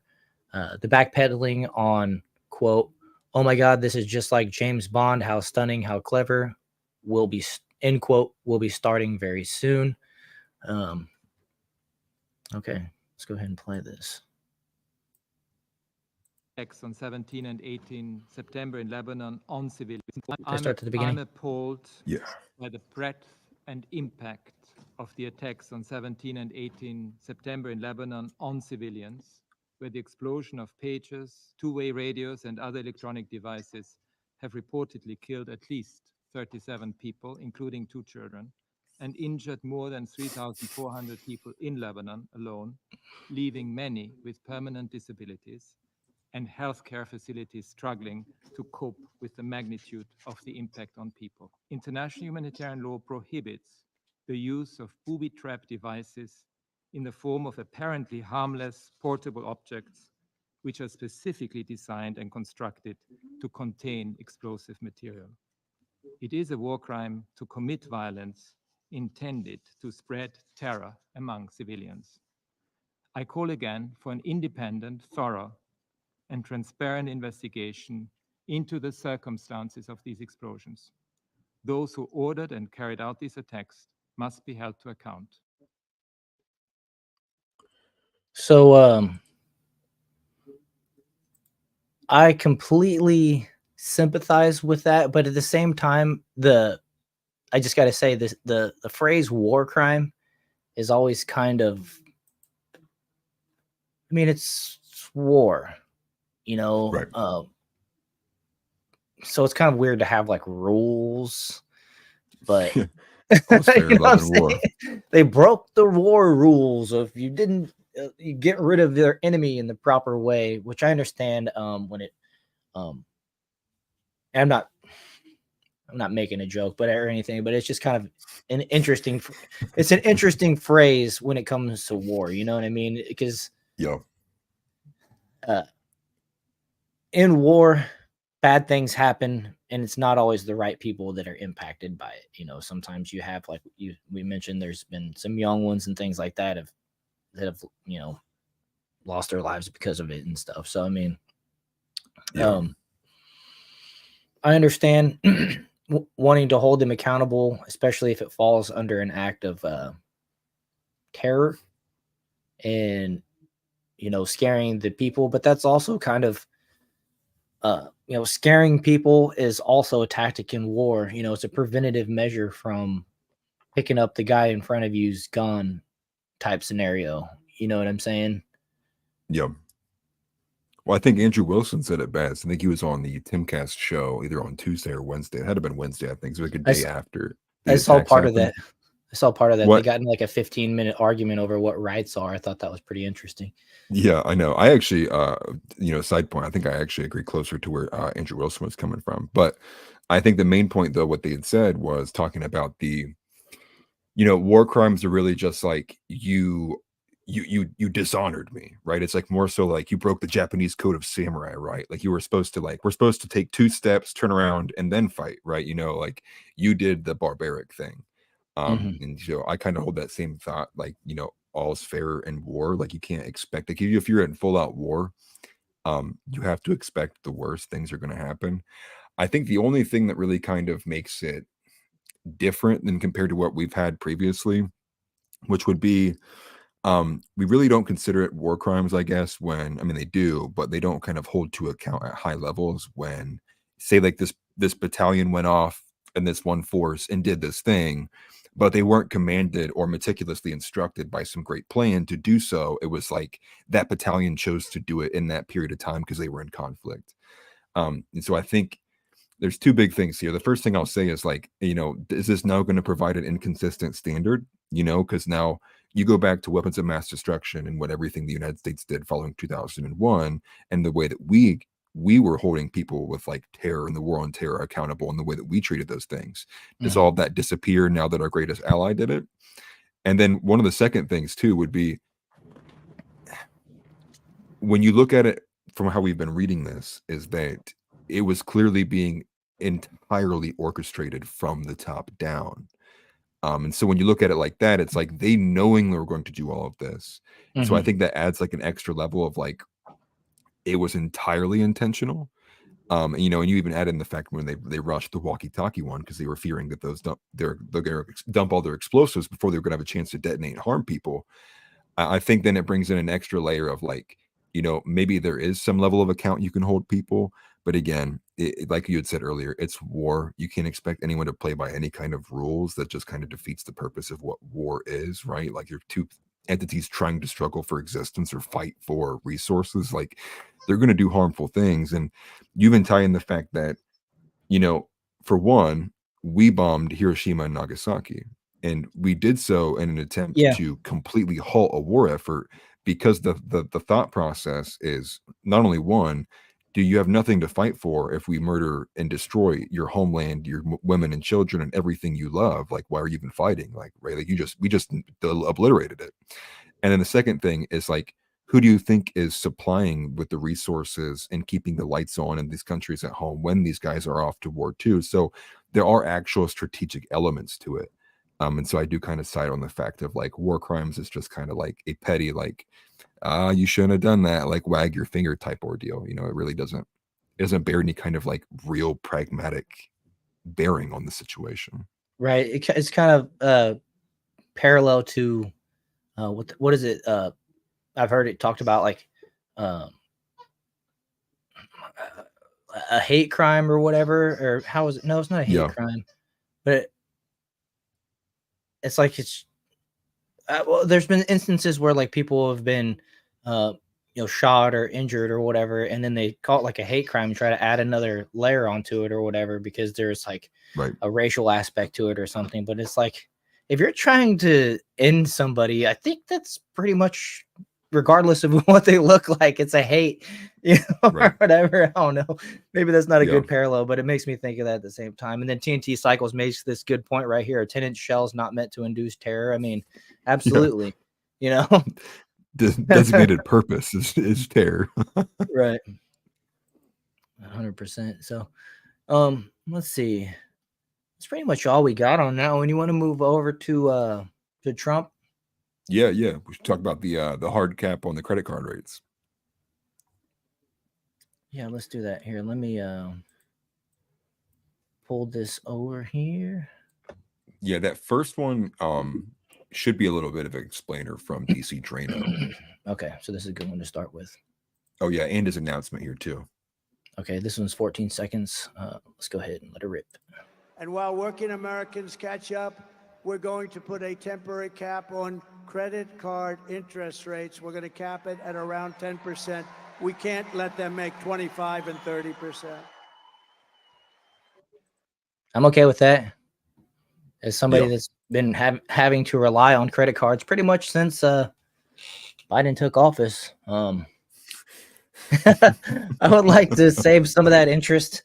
That's for sure. No, very real. But, You know, and it says so here- well, I was going to say that next one on the outline there is actually talking about profit margins between grocery stores and credit card companies. okay, I think it's because you got like there's two different approaches, right? You have and Biden was even kind of speaking to this before Kamala, took the reins here, which was he was saying, it's all these companies that are price gouging everybody, and like we need to go after the companies. Where now Trump is taking we need to go after the establishments that are burning the consumer. It's the credit card companies. So you kind of like two different approaches here to fighting inflation for economic benefit. right. Okay, so yeah, this is actually a good point that I haven't heard made before. But Kamala Harris wants to go after grocery stores, which have a profit margin of 1.8%, roughly. It's 1 to 2% in pretty much every report that I've seen. So it's even lower than 1.8. Maybe that's some type of average. But Right. Donald Trump wants to go after credit card companies, which have a profit margin of, say, Visa, which is 52.9%. That makes a lot of sense to me to align with Trump on that particular thing, right? I mean, they have a lot more of a margin to operate with and still be profitable. Whereas Right. a grocery store, I mean, 1.8%, that means they're making $1.80 on every $100 worth of goods sold, essentially. So, I mean, And then then throw in like say like when we see all of these what do you call them, like the lootings and stuff. I mean, then that grocery store, just like those are losses that are like almost incomprehensible to be able to recover from, especially when Oh, it is yeah. maybe like an individually owned like 7-Eleven or something like that. stupid under $1,000 felony mark or whatever it is, where they Yeah. basically don't even stop them if it's under $1,000. Yep.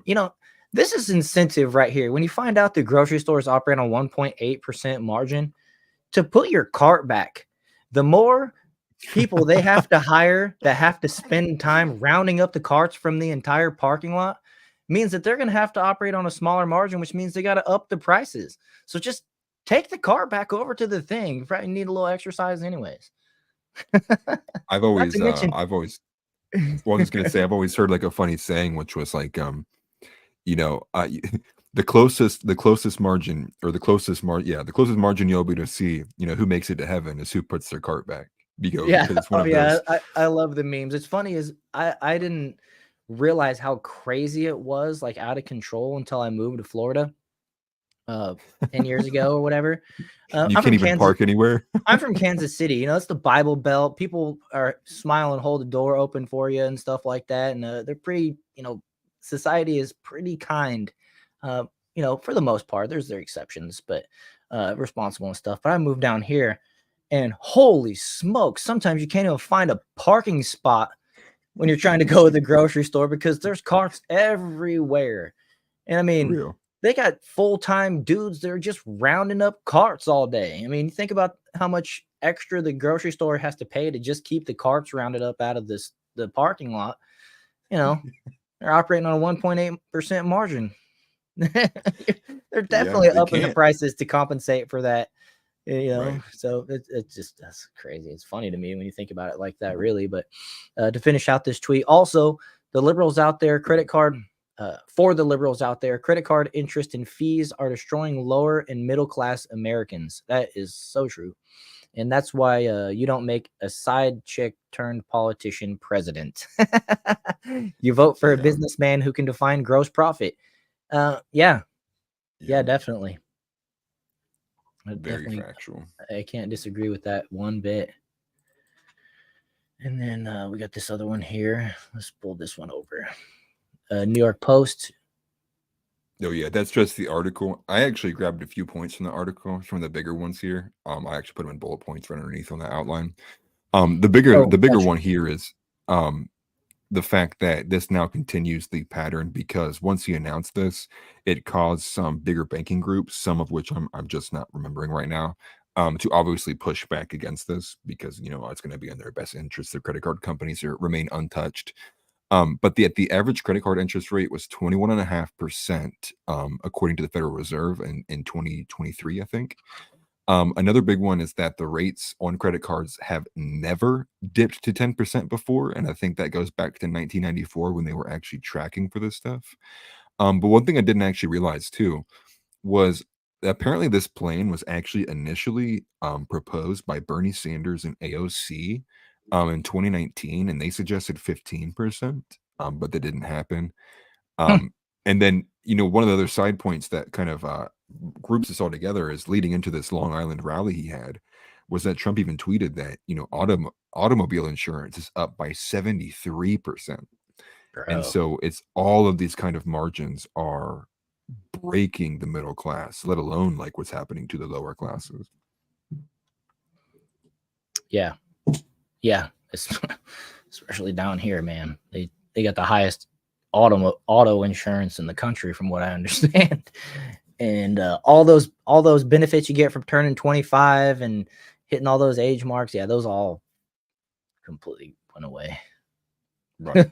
Our insurance is ridiculously I mean, in Springfield, high. Ohio, it's up like, you know, 200 and 300% because of a, you know, not entirely separate problem, but, you know, obviously the accident rates shooting up because, you know, they're essentially just handing out licenses to Haitians with no driving test, and you're getting these kinds of results. So a lot of the protests we've been getting in Springfield, Ohio, are specifically because they went from paying, you know, I think a family even said they went from paying like $109, I think, on his full coverage car to now paying somewhere around like $483 on that same vehicle.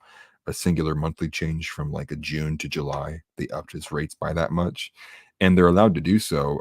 You know, and I'm saying this because I'm someone who's actually getting into insurance, you know, as we speak. I'm currently getting licensed for it.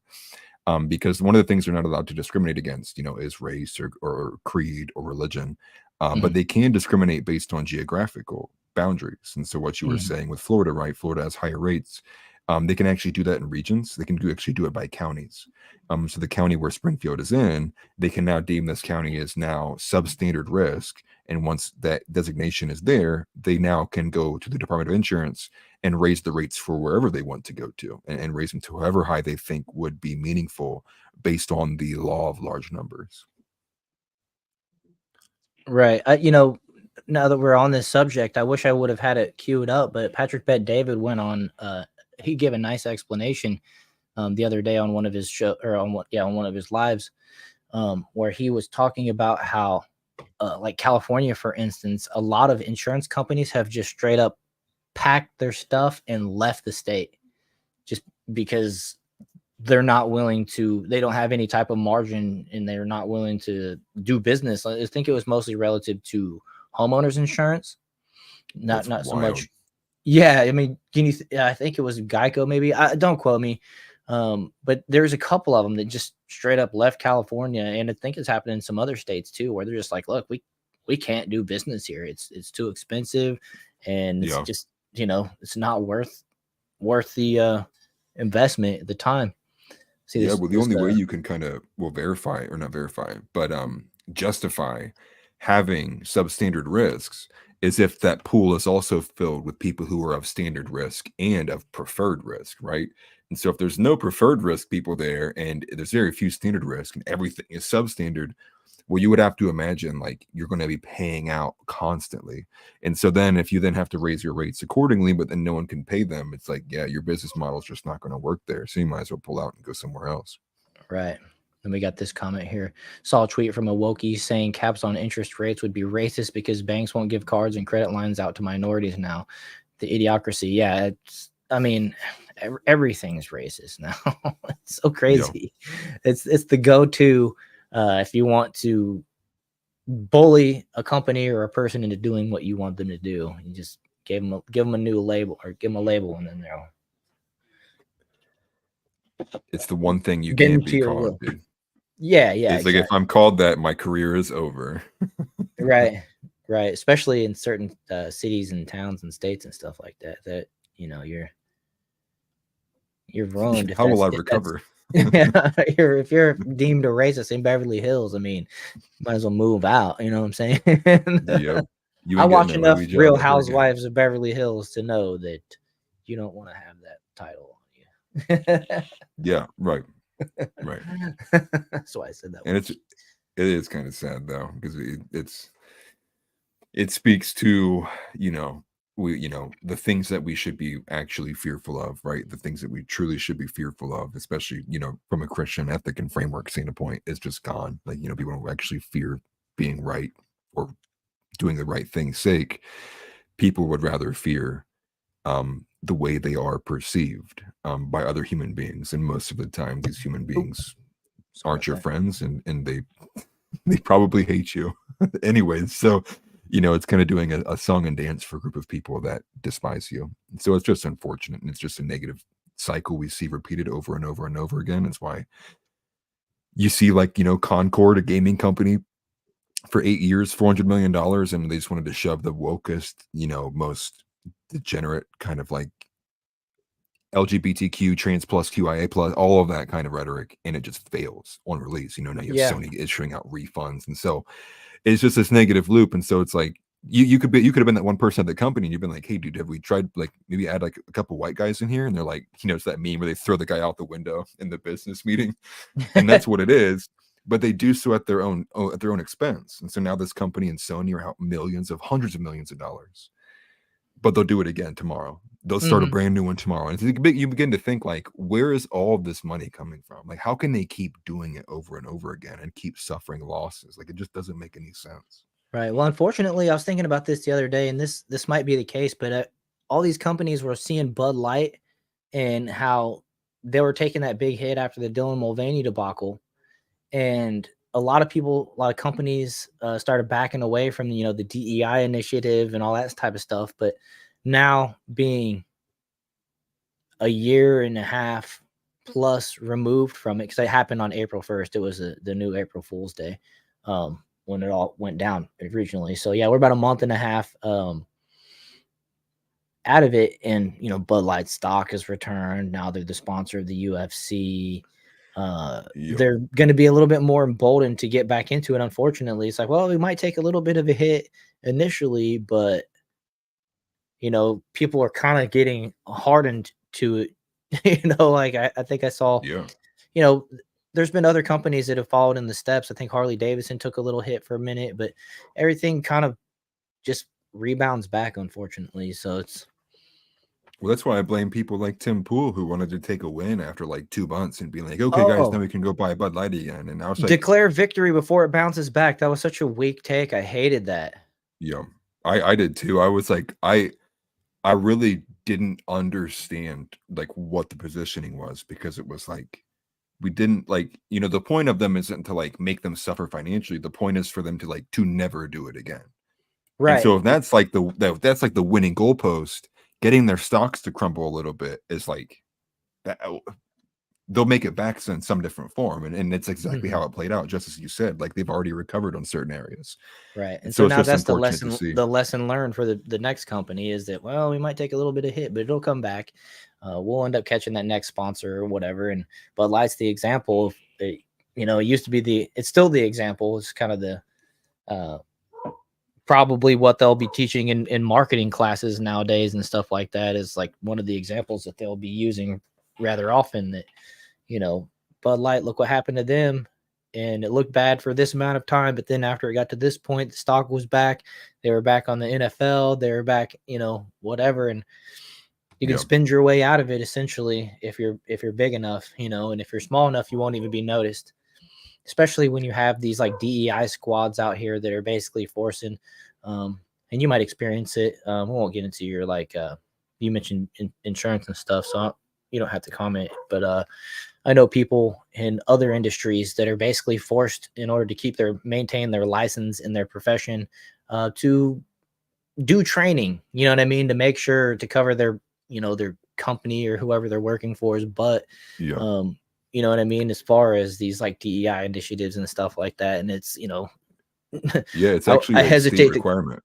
yeah. And so, and then you got these people, like to Abigail Shepard's point there, where they're going to call it racist if they try to put a credit card limit on it or whatever. You got these people out here too that are saying that, you can't get, I'm referring back to a story that I did today. Matt Wallace was on I can't think of the show, but he was debating with a guy, and the guy was claiming that, minorities that black folks get with which he was referring to studies that say that black people get higher interest rates from banks because they're black, or because their name appears to be black whenever they fill out their paperwork, even though they have high credit and all this stuff. And it's like, there's so many factors that go into it, and not to mention what you're claiming would cost every individual involved their license. It not only just costs them their license, but they wouldn't be able to get it back ever in their lifetime. And you're going through like trying to get this license that you're trying to go through. It's weeks, months upon end of studying, trying to learn this. You're not just going to give that up for the sake of making, stand up for a bank in what this guy's instance, and making a person pay more money on interest to a bank when they're trying to get a home loan. It's just so far-fetched, in my opinion. And not to mention it's illegal, but the battle, he was talking about systemic things. And it's like, no, all the laws are opposite of what you're saying. It's not systemic when people get sued for doing it. It's not systemic when people are being forced to do these struggle sessions to make sure that like everybody's on the front end saying, no, we're not racist. We're not practicing racist, policies or, practice or anything. We're not, they're on the front end saying we're good. It's just, it cracks me up how. Well, to even shed some light on it, I'll be upfront and honest, because I'd rather be an honest person than someone who hides behind any kind of job or financial, whatever consequence it might bring. So in Ohio, the state requirement, it's actually not any specific insurance company. The state requirement is that to be able to renew your license, you have to actually show that you have done 3 hours of continued education of ethics training. Now, Right. obviously, we understand that this ethics training it's not reading from the Bible by any means. It If is you've reading ever, from the woke DEI, yeah, Ibram Kennedy's "How to Be Not Racist" ethics training. Like that's what the thing is, and so they've actually legislated it to be a literal part of being able to redeem the license to sell insurance. Now, again, you would have some kind of wokey and some liberal being in here and be like, well, this is why it's important that you are anti-racist for insurance. And so, but I sit from the perspective of like when you're transacting insurance and you already have 110 million laws to prevent you from discriminating based on race, religion, creed, origin. And again, I would get my license revoked for any of that if it was found out I was doing so. Why would I need it? Why would I need it to be compounded upon and continued education every 2 years to maintain my license to continually get that ethics training? It just seems, again, it's an overstep. It's one of their ways in which they are exerting their power by means of weaponizing institutions to do these things against people. right. And ironically, you'd think, oh, well, they're doing this to like in case they get sued later on down the road. Well, from the instances that I've experienced or witnessed, not experienced, witnessed, whenever a case does get brought in this type of manner, the company ends up just settling with them anyways. They just give in. They don't even fight it. You know what I mean? So it's kind of Yeah. like moot to have them to do all this front end stuff, and then for the company to just go in and be like, all right, you're right. Like for instance, I just read a story about how a particular zip code wasn't getting enough loan applicants. There wasn't enough loan applications for that particular zip code to whatever standard. I don't even know what the standard would be, but you know, like who's the arbiter of that or whatever. If it's Yeah. a place nobody wants to live, why would any other person be obligated to try to buy a house in that particular area? But you know, that's neither here nor there. The suit basically ended up forcing this bank to, because they settled. They said it cost them a lot of money, and now they have to open a branch in this zip code that nobody wants to buy a house in because they're trying to increase the number of loan applications. Yeah, so that is like an instance of like system failure, right? Like that's an absence of like they looked at it from a financial perspective and were like, well, And rather than we should be getting this many amount of applications and we're not. So we're gonna have to like go in and see what you're doing wrong, rather than attaching it or assessing it as like any other reason that could be maybe there's gunshots every 4 days in this neighborhood, right? Like Right. maybe something like that. Maybe it's something entirely outside the realm of what the bank has control over. But Right, again, maybe they'll there's find bad some way to schools, make it maybe there's gunshots, possible. maybe the town is old and it just costs too much, you know, or whatever. You know, to repair. Like if you want to move in and you know, it's not a good financial investment or whatever, you know. It's Right. and Right. instead of the bank going and fighting their case and pleading their case for fear of being labeled, they're just like, yeah, we'll settle. And then thus in settling, they basically admit guilt to everything that they're accused of. And you know, they just end up losing. It's so weird. It's that virtue signal or whatever that's like, all right, fine, we'll just pay more money and open the bank, open the Yeah, branch, and then we'll show them in 2 years after you know we still don't have any new loan applications or whatever. It's just so weird. It's putting a band-aid on a a gaping wound essentially, that not addressing the actual issue. well, I see that Just Me is saying that they're having realtors do 3 hours of ethics training every year in Florida instead of every 2 years. So that's twice the rate of what I have to do in They're ramping it Ohio. up. Yeah. I'm gonna honestly say I went to a 3-hour church session and be like, does this count, dude? Can you tell me why this ethics isn't gonna count? Maybe I'll push a limit like that. Well, that's just me. That's not advice to anybody. You'll probably lose your license. Right. And I guess Oh, it's more so to say like the religion of the average person is like this, like the religion is to not be racist. Like that's what the Ooh. current religion is, right? Like nothing else matters, dude. right. Do everything in your God-given power to not be called racist. And then you're good, dude. You can do whatever you want. Just don't outside Right. of like do the right thing. Don't Right. defend yourself or anything even. Yeah. Yeah. I Oh see yeah. It this doesn't one. matter if it's Jordan Neely. Go ahead, my bad. I was just gonna say, and I see this one here from TNT Cycles. If you do buy a house in an area like that, they say you're stealing from the minorities, or it's gentrification or whatever. Like you see, like Yeah. And you know, Decolonizer. I think it happened in Chicago or whatever, where they bought like neighborhoods out kind of one at a time and made them nicer, and then all of a sudden, like I saw it on the show Shameless. That's what I'm referencing, but I believe it's kind of a representation of what was going on because it's, you know, an actual thing. But you know, the neighbors, the people that live there are like, no, we don't want you to come in here and do this. It makes me pay more taxes. It makes my property worth more. You think I can afford that, you know? And so it's another double-edged sword. And it's like, you're damned if you do, damned if you don't, you know. And that's what will end up happening in this area that I'm talking about. Is you'll end up having some investor come in there, buy out a neighborhood or buy some apartments and tear them down and build some duplexes and make things nicer, and the property value will go up for all the rest of the people in the neighborhood. And then they'll start going to city hall meetings and having their bitch sessions about, you know, they're moving in here and trying to make me pay more taxes and I can't afford it. And, you know, it's like I said, it's damned if you do, damned if you don't. Property tax should have been abolished a long time ago. Oh, I totally agree with that, especially once it's paid off. Once you hit retirement age, once your stuff's paid off, you shouldn't have to pay property taxes. But TNT Cycle says I had to do 90 minutes of DI training to get my scaffold endorsement. Yeah, I mean, it's crazy. That's crazy.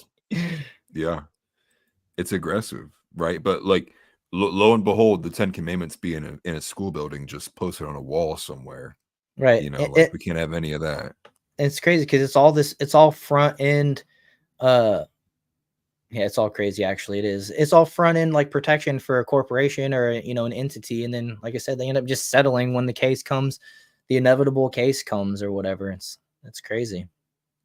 Right. It's like, why settle if you're going to go through all this front end cost and then admit guilt and have that label on you? Because it doesn't go away if you settle. It's like, yeah, they admitted guilt. They weren't even willing to fight for themselves.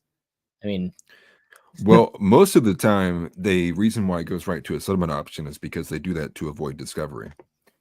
Well, so you settle before discovery. It means that you don't have to open yourself up for even further investigation. And I think everyone here knows, like, most of these companies, if they were opened up to discovery, it's probably going to get really ugly for some people. Right. It's for a number of reasons. And so that's usually why you see these kind of, right, see a summary judgment and then right to a settlement, because they're like, well, let's just get out of here.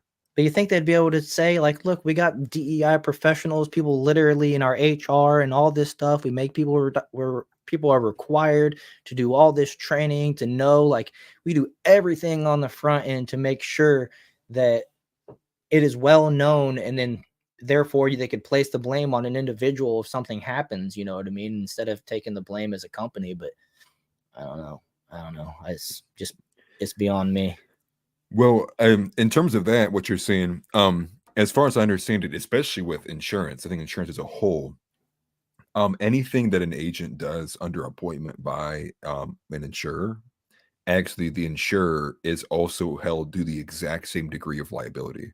And so I guess if an agent was to do something even of their own accord, the insurer still has an amount of culpability to these things. And so they probably end up protecting their own.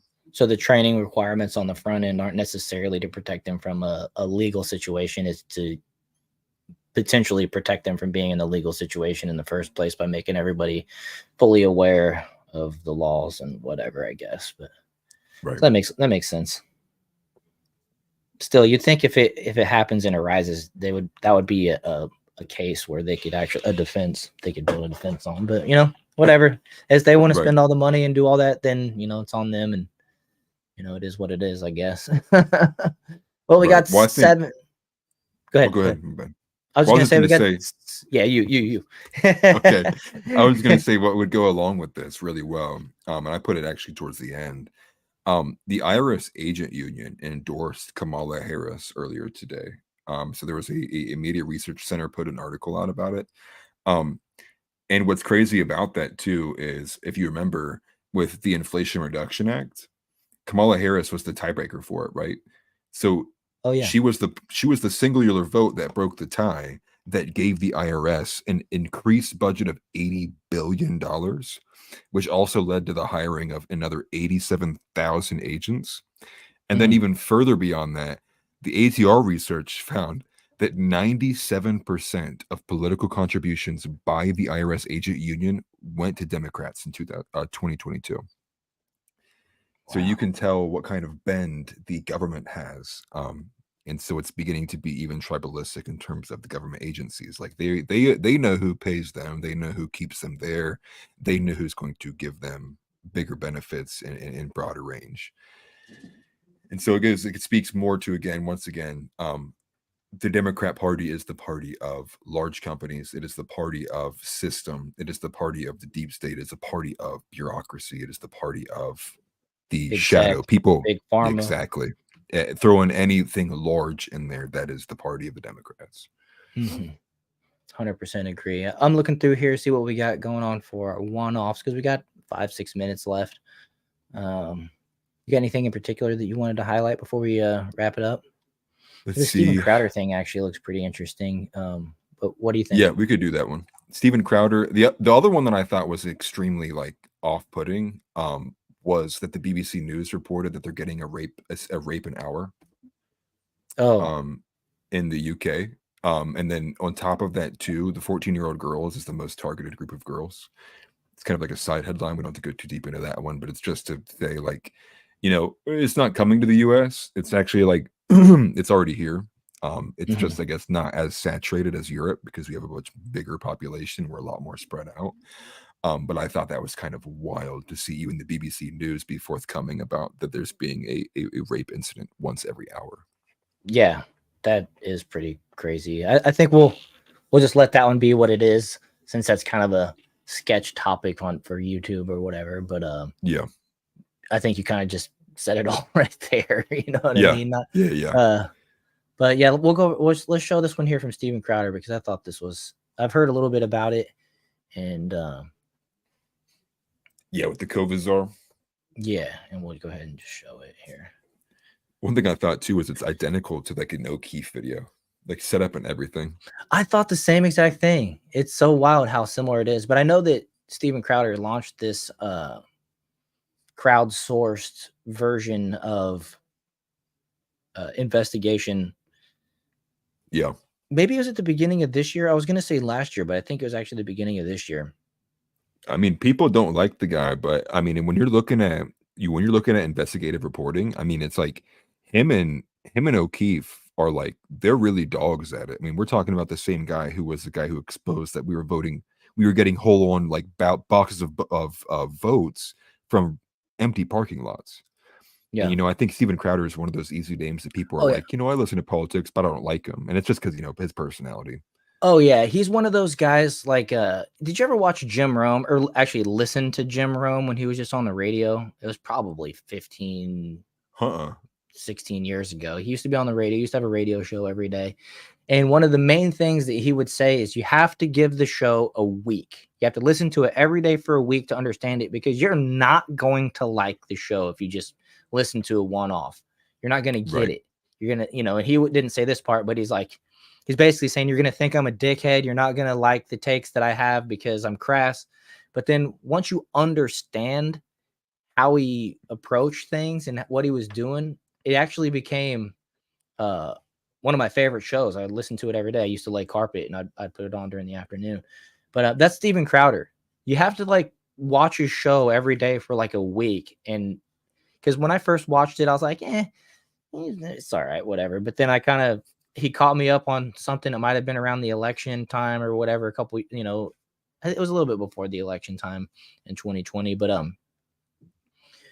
because I ended up listening to his show pretty much that whole election night. But you gotta watch it and understand it. And I wish he didn't do some of the side skits because I feel like he's just kind of trying too hard. He likes to be the main character, but he gets aggressive. He backs up a lot of his things with facts, and he actually on his website provides all the facts, the fact checks, the information that he's sourcing. He makes it available on his website, so you can go and look at what he's looking at, and kind of, I wouldn't say follow along. I've never gone that far, but if you questioned it, you can go and at least look at what he's sourcing, for that type of thing. And he's kind of the same way as Jim Rome, where if you watch him for a week, you'll have a better understanding for what's going on, and the things that seem like, he's being a jerk over or they're off-putting are actually funny.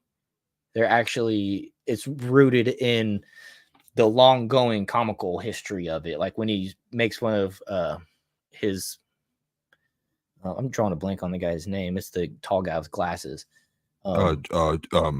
Gerald. Gerald. name Yeah, I wanted to call him Jared, but I knew that was wrong. Yeah, Gerald. He makes fun of Gerald sometimes, and the guy it doesn't bother him. You know what I mean? Like he makes fun of him back. He knows it's part of the act or whatever, and it's Right. actually not as like cringe as you think it is or whatever. Because once you understand that that's what they do, then Well, yeah, I mean, I think you could say the same thing about like even somebody if you turn into Tim Pool. I mean, a lot of times you turn into Tim Pool and say it's your first episode, and he comes out and he's just like, the first like 10 seconds, he's like, these people are evil. This and that, like, right. Like then you would have to be like, well, yeah, if you only watched this in the first 10 minutes, you'd be like, dude, this guy's clearly like biased for Trump. But you would need to actually listen to at least a larger sampling to actually truly understand why he bigger feels sample that size. way. Yeah, exactly. So here we got this. It says from Steven Crowder breaking, former New York City COVID czar held secret drug-fueled sex parties during global pandemic. Says New Yorkers would have been pissed if they found out because he was running entire COVID response for the city. So, it's another one of these people that were sitting here telling you what you need to do, but they weren't following their own instructions. Quote, Dr. J Varma, former senior advisor for public health, New York City's mayor's office, quote, I had to be kind of sneaky about it. I was running the entire COVID response for the city. We rented a hotel. We all took drugs, say it like that.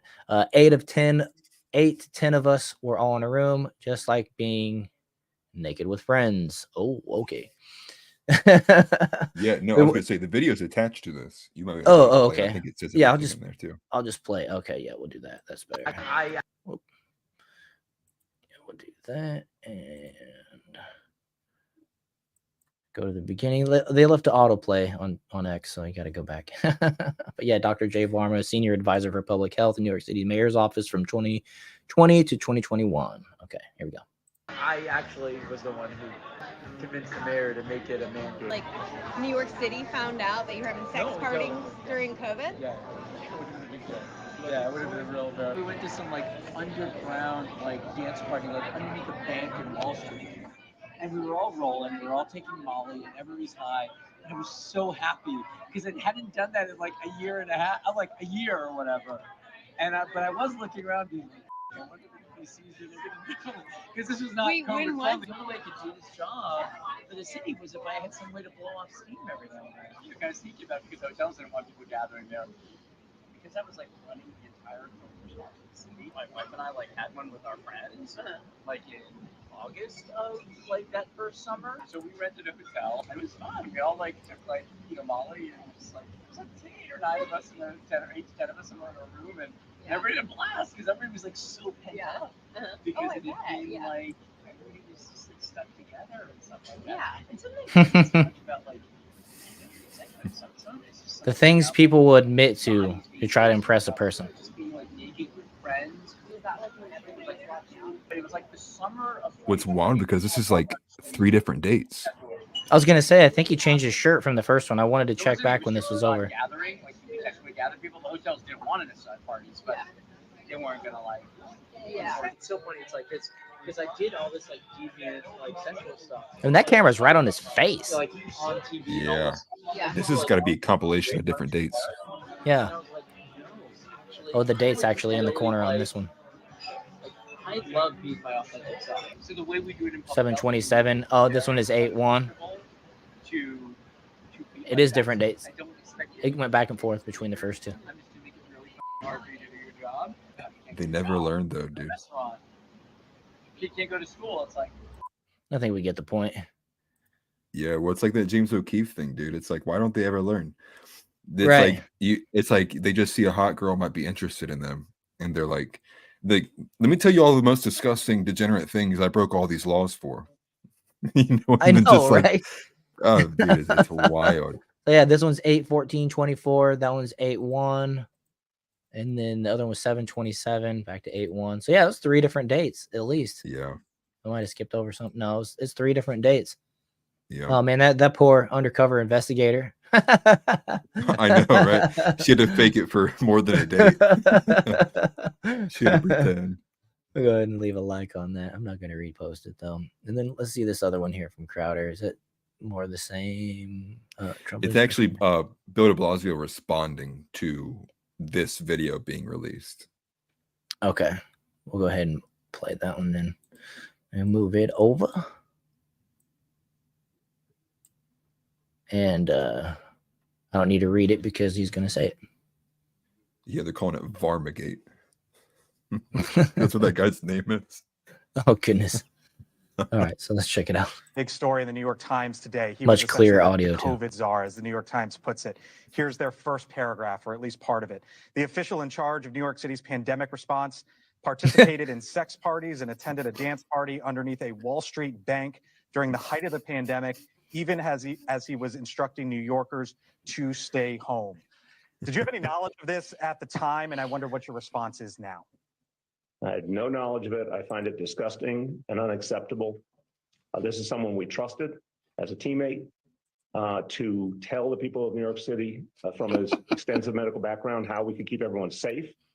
And that also meant we all had to show integrity and consistency. I'm shocked. It's painful. It's unacceptable. I have not heard the audio. I hope he has apologized to his colleagues and even more so to the people of New York City. He owes everyone an apology for sure. And according to the New York Oh, Times, that's so weird. this photo was spliced, diced, and taken out of context. It does not dispute it. All right, we'll leave it there. Bill, Because an apology just fixes everything, especially when it comes to the COVID response in New York.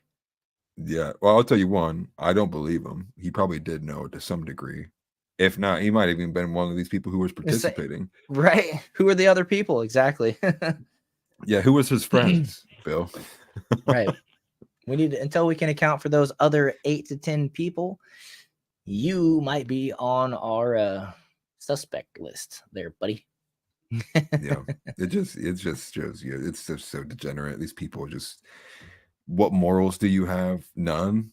Like, it seems like you don't have a moral at all, period. Like, I just don't get it. Right. For me, it's this like beginning of like misunderstanding of how it always is seemingly like the literal worst human beings always find them places or themselves in these places of power to be able to inflict some of this stuff is like maybe it's more indicative of the fact that our system just like is rotted completely. It's like it doesn't matter who we vote in anymore or who takes these positions. It's like we got to find a better way to like organize this kind of these power structures, because whatever's going on is just not, it ain't working.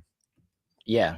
One person having too much power, and we saw it during COVID just by watching the governors. You know how DeSantis had Florida free. He did the 15 days, and that's the thing. Everybody was down for the 15 days to slow the spread, right? Everybody was like ready for a break from work, and just, all right, let's just chill out, make sure nobody gets sick, and I'll enjoy the time off and everything else that comes with it. But then, some states stayed locked down, other states opened back up, and with that, some of the leaders listened to the people, and other leaders didn't listen to the people, or they were listening to that vocal minority that was crying. Right. And like I can see here, TNT Cycles mentioned the day that he saw them arrest a lone surfer, he knew we were effed. So that's so true. I mean, Yeah. effed in our A's on Saturdays. That's for sure. Well, I remember that story he's talking about. I do You know, too. they, Yeah. There was like this one guy, I think it was at a California beach, who was just shirtless, like was walking around, and then they're like surrounding him. They had like a whole unit out there, and they were trying to explain to him like, hey, it's legal to go on the beach. And so yeah, It's I mean, it's like I'm out here in the ocean floating, surfing, like I'm gonna Yeah. catch it from a shark or a fish. Like, what are you talking about? Like, I'm not contaminating know. the water. Oh, and you're so committing the ridiculous. crime of not listening to the mayor's edict. Not that it's a constitutionally protected anything. It's the mayor. The mayor's the king now, and the king said no. So you're getting arrested. Right. Like it's just And meanwhile, what was it? Was it Whitmer? Her husband? Was it Whitmer's husband? Was out there like boating and doing all this stuff. I don't remember that. But probably. I mean, It she's the might one who not had have the been fake. Whitmer. It might have been might not have been Whitmer. It might have been the other one. Lori Lightfoot. That was the Yeah. Chicago mayor before. Yeah. It was. I think it was Can't her. think who Her was husband out. was out there, like got caught going to their boat all the time or something like that, and was basically, boating and just living free while everybody else was locked down. I mean, the one I remember is when Gavin Newsom was caught at the restaurant the day after he shut down restaurants. Yeah. Like that was like, dude, Right. like And then the I would police like if show I up lived to there. other No, I'd be restaurants in New fighting you, dude. York and were like arresting kids and kicking them out and all that stuff. Yeah, he had Lake Erie to himself. I think it was Whitmer, not Whitmer, Beetlejuice. not Beetlejuice. Yeah, it makes Yeah. sense though. And she is a lot older. Gretchen Whitmer's a bit. I mean, at least she looks younger. I could be entirely wrong about that. Yeah, But aka Whitmer had the Big fake. Gretch. Big Gretch. She had the fake. What do they call that? The kidnapping plot. When really it was Yeah. like 85% feds, just That's like nine shoving feds and two guys that got dragged along. Yeah. Yeah. I unfortunate for those actually guys, watched like a dude. 10-minute long video of one of those guys that got dragged along and said he didn't even want to go, and he got in the van and thought they were going to one place, and next thing you know is they're like on the highway, and what is he gonna do? Jump out of the van and they're not even like, I don't know, like I can't remember it Yeah. exactly, but it just sounded so messed up that the guy was even held accountable for anything, like even had to like face a trial or whatever. It's like, man, goodness, talk about entrapment. What was set up like through Discords too. So I feel bad for the guy on a different level. It's like this is somebody who probably was like not the most like socially adept person. And so he thinks he finds friends who shares like these values. And in fact, it's literally like 9 federal agents who are just trying to get him to commit a violent crime. And so, I mean, that guy's probably done talking to people the rest of his life, right? He's like, I'm never taking that chance again.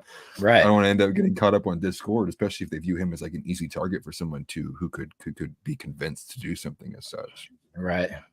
Yeah, 100%. Well, I think we'll go ahead and call it there. You want to let everybody know where they can find you? Yeah. If you enjoy anything that I said here, any of my takes, you can find me on Offensively Accurate, which is just my YouTube channel at Atlas Thugged. I'm also on X. Probably follow me on both. I'm active on both, but YouTube's my main for right now. At this point, though, it looks like X might actually overtake my YouTube, so we will see. But I appreciate everybody for being here, and thank you for having me once again, Will. Yeah. Love it. Had a lot of fun this evening. Hope everybody else did. The comments were all good. I appreciate everybody engaging in the conversation. Make sure to hit that like button on my channel and Atlas Thugg's channel.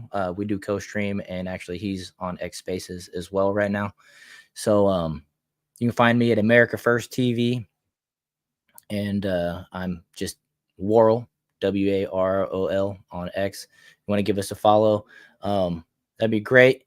Leave us a message, say, hey, saw you on the show. I'm always I usually try to respond back. I like seeing stuff like that, so more than welcome to do that. And TNT Cycles, appreciate you saying great show, and we'll be back again next Saturday, I believe. I don't have anything coming up in the near future. Actually, I do have something coming up. It's a complete side note, but the 25th of this month is my and my wife's 20th anniversary. So Congratulations, to bro. age myself a little bit, but I gotta mention that because that's a cool number. It's gone by fast, and Yeah. that's what happens. Well, you're when you're beating the happy. odds. Yeah. You're beating the odds. Yeah. So a lot of other marriages ain't doing too hot. Yeah. Other than that, my daughter actually just got engaged this week, so it's been a big week in the family. So, anyways, appreciate you guys showing up, and we'll see you guys in the next one. Peace out, y'all.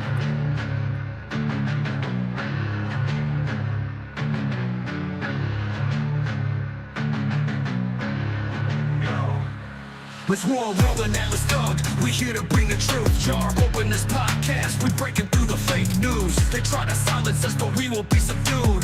We're bearded alpha males here to save the youth. Spitting fire on the mic with the bass Christian takes. Exposing the lies, keeping the demons at bay. We ain't afraid to speak up. We won't be swayed. Jar open this podcast where the truth is laid. Jar openers, cracking open the lies. We're rolling Atlas Thug. We're here to rise. Bearded alpha males saving the youth from the godless demons, spreading the truth. We ain't playing games, we're on a mission to awaken the masses with our intuition. Pulling out the corruption with no inhibition. Jar open this podcast, sparking a revolution. We're not afraid to stand tall in a world full of deceit. We're the voice of reason, bringing light to the street. Keeping it real, never missing a beat. Jar open this podcast where the truth meets the heat. Jar openers, cracking open the lies. We're rolling Atlas Thug, we're here to rise. Bearded alpha males saving the youth from the godless demons, spreading the truth. Jar open this podcast where the truth will never cease. Join us on the journey to bring back peace. We're rolling Atlas Thug, fearless in our release. Jar open this podcast where the lies will decrease.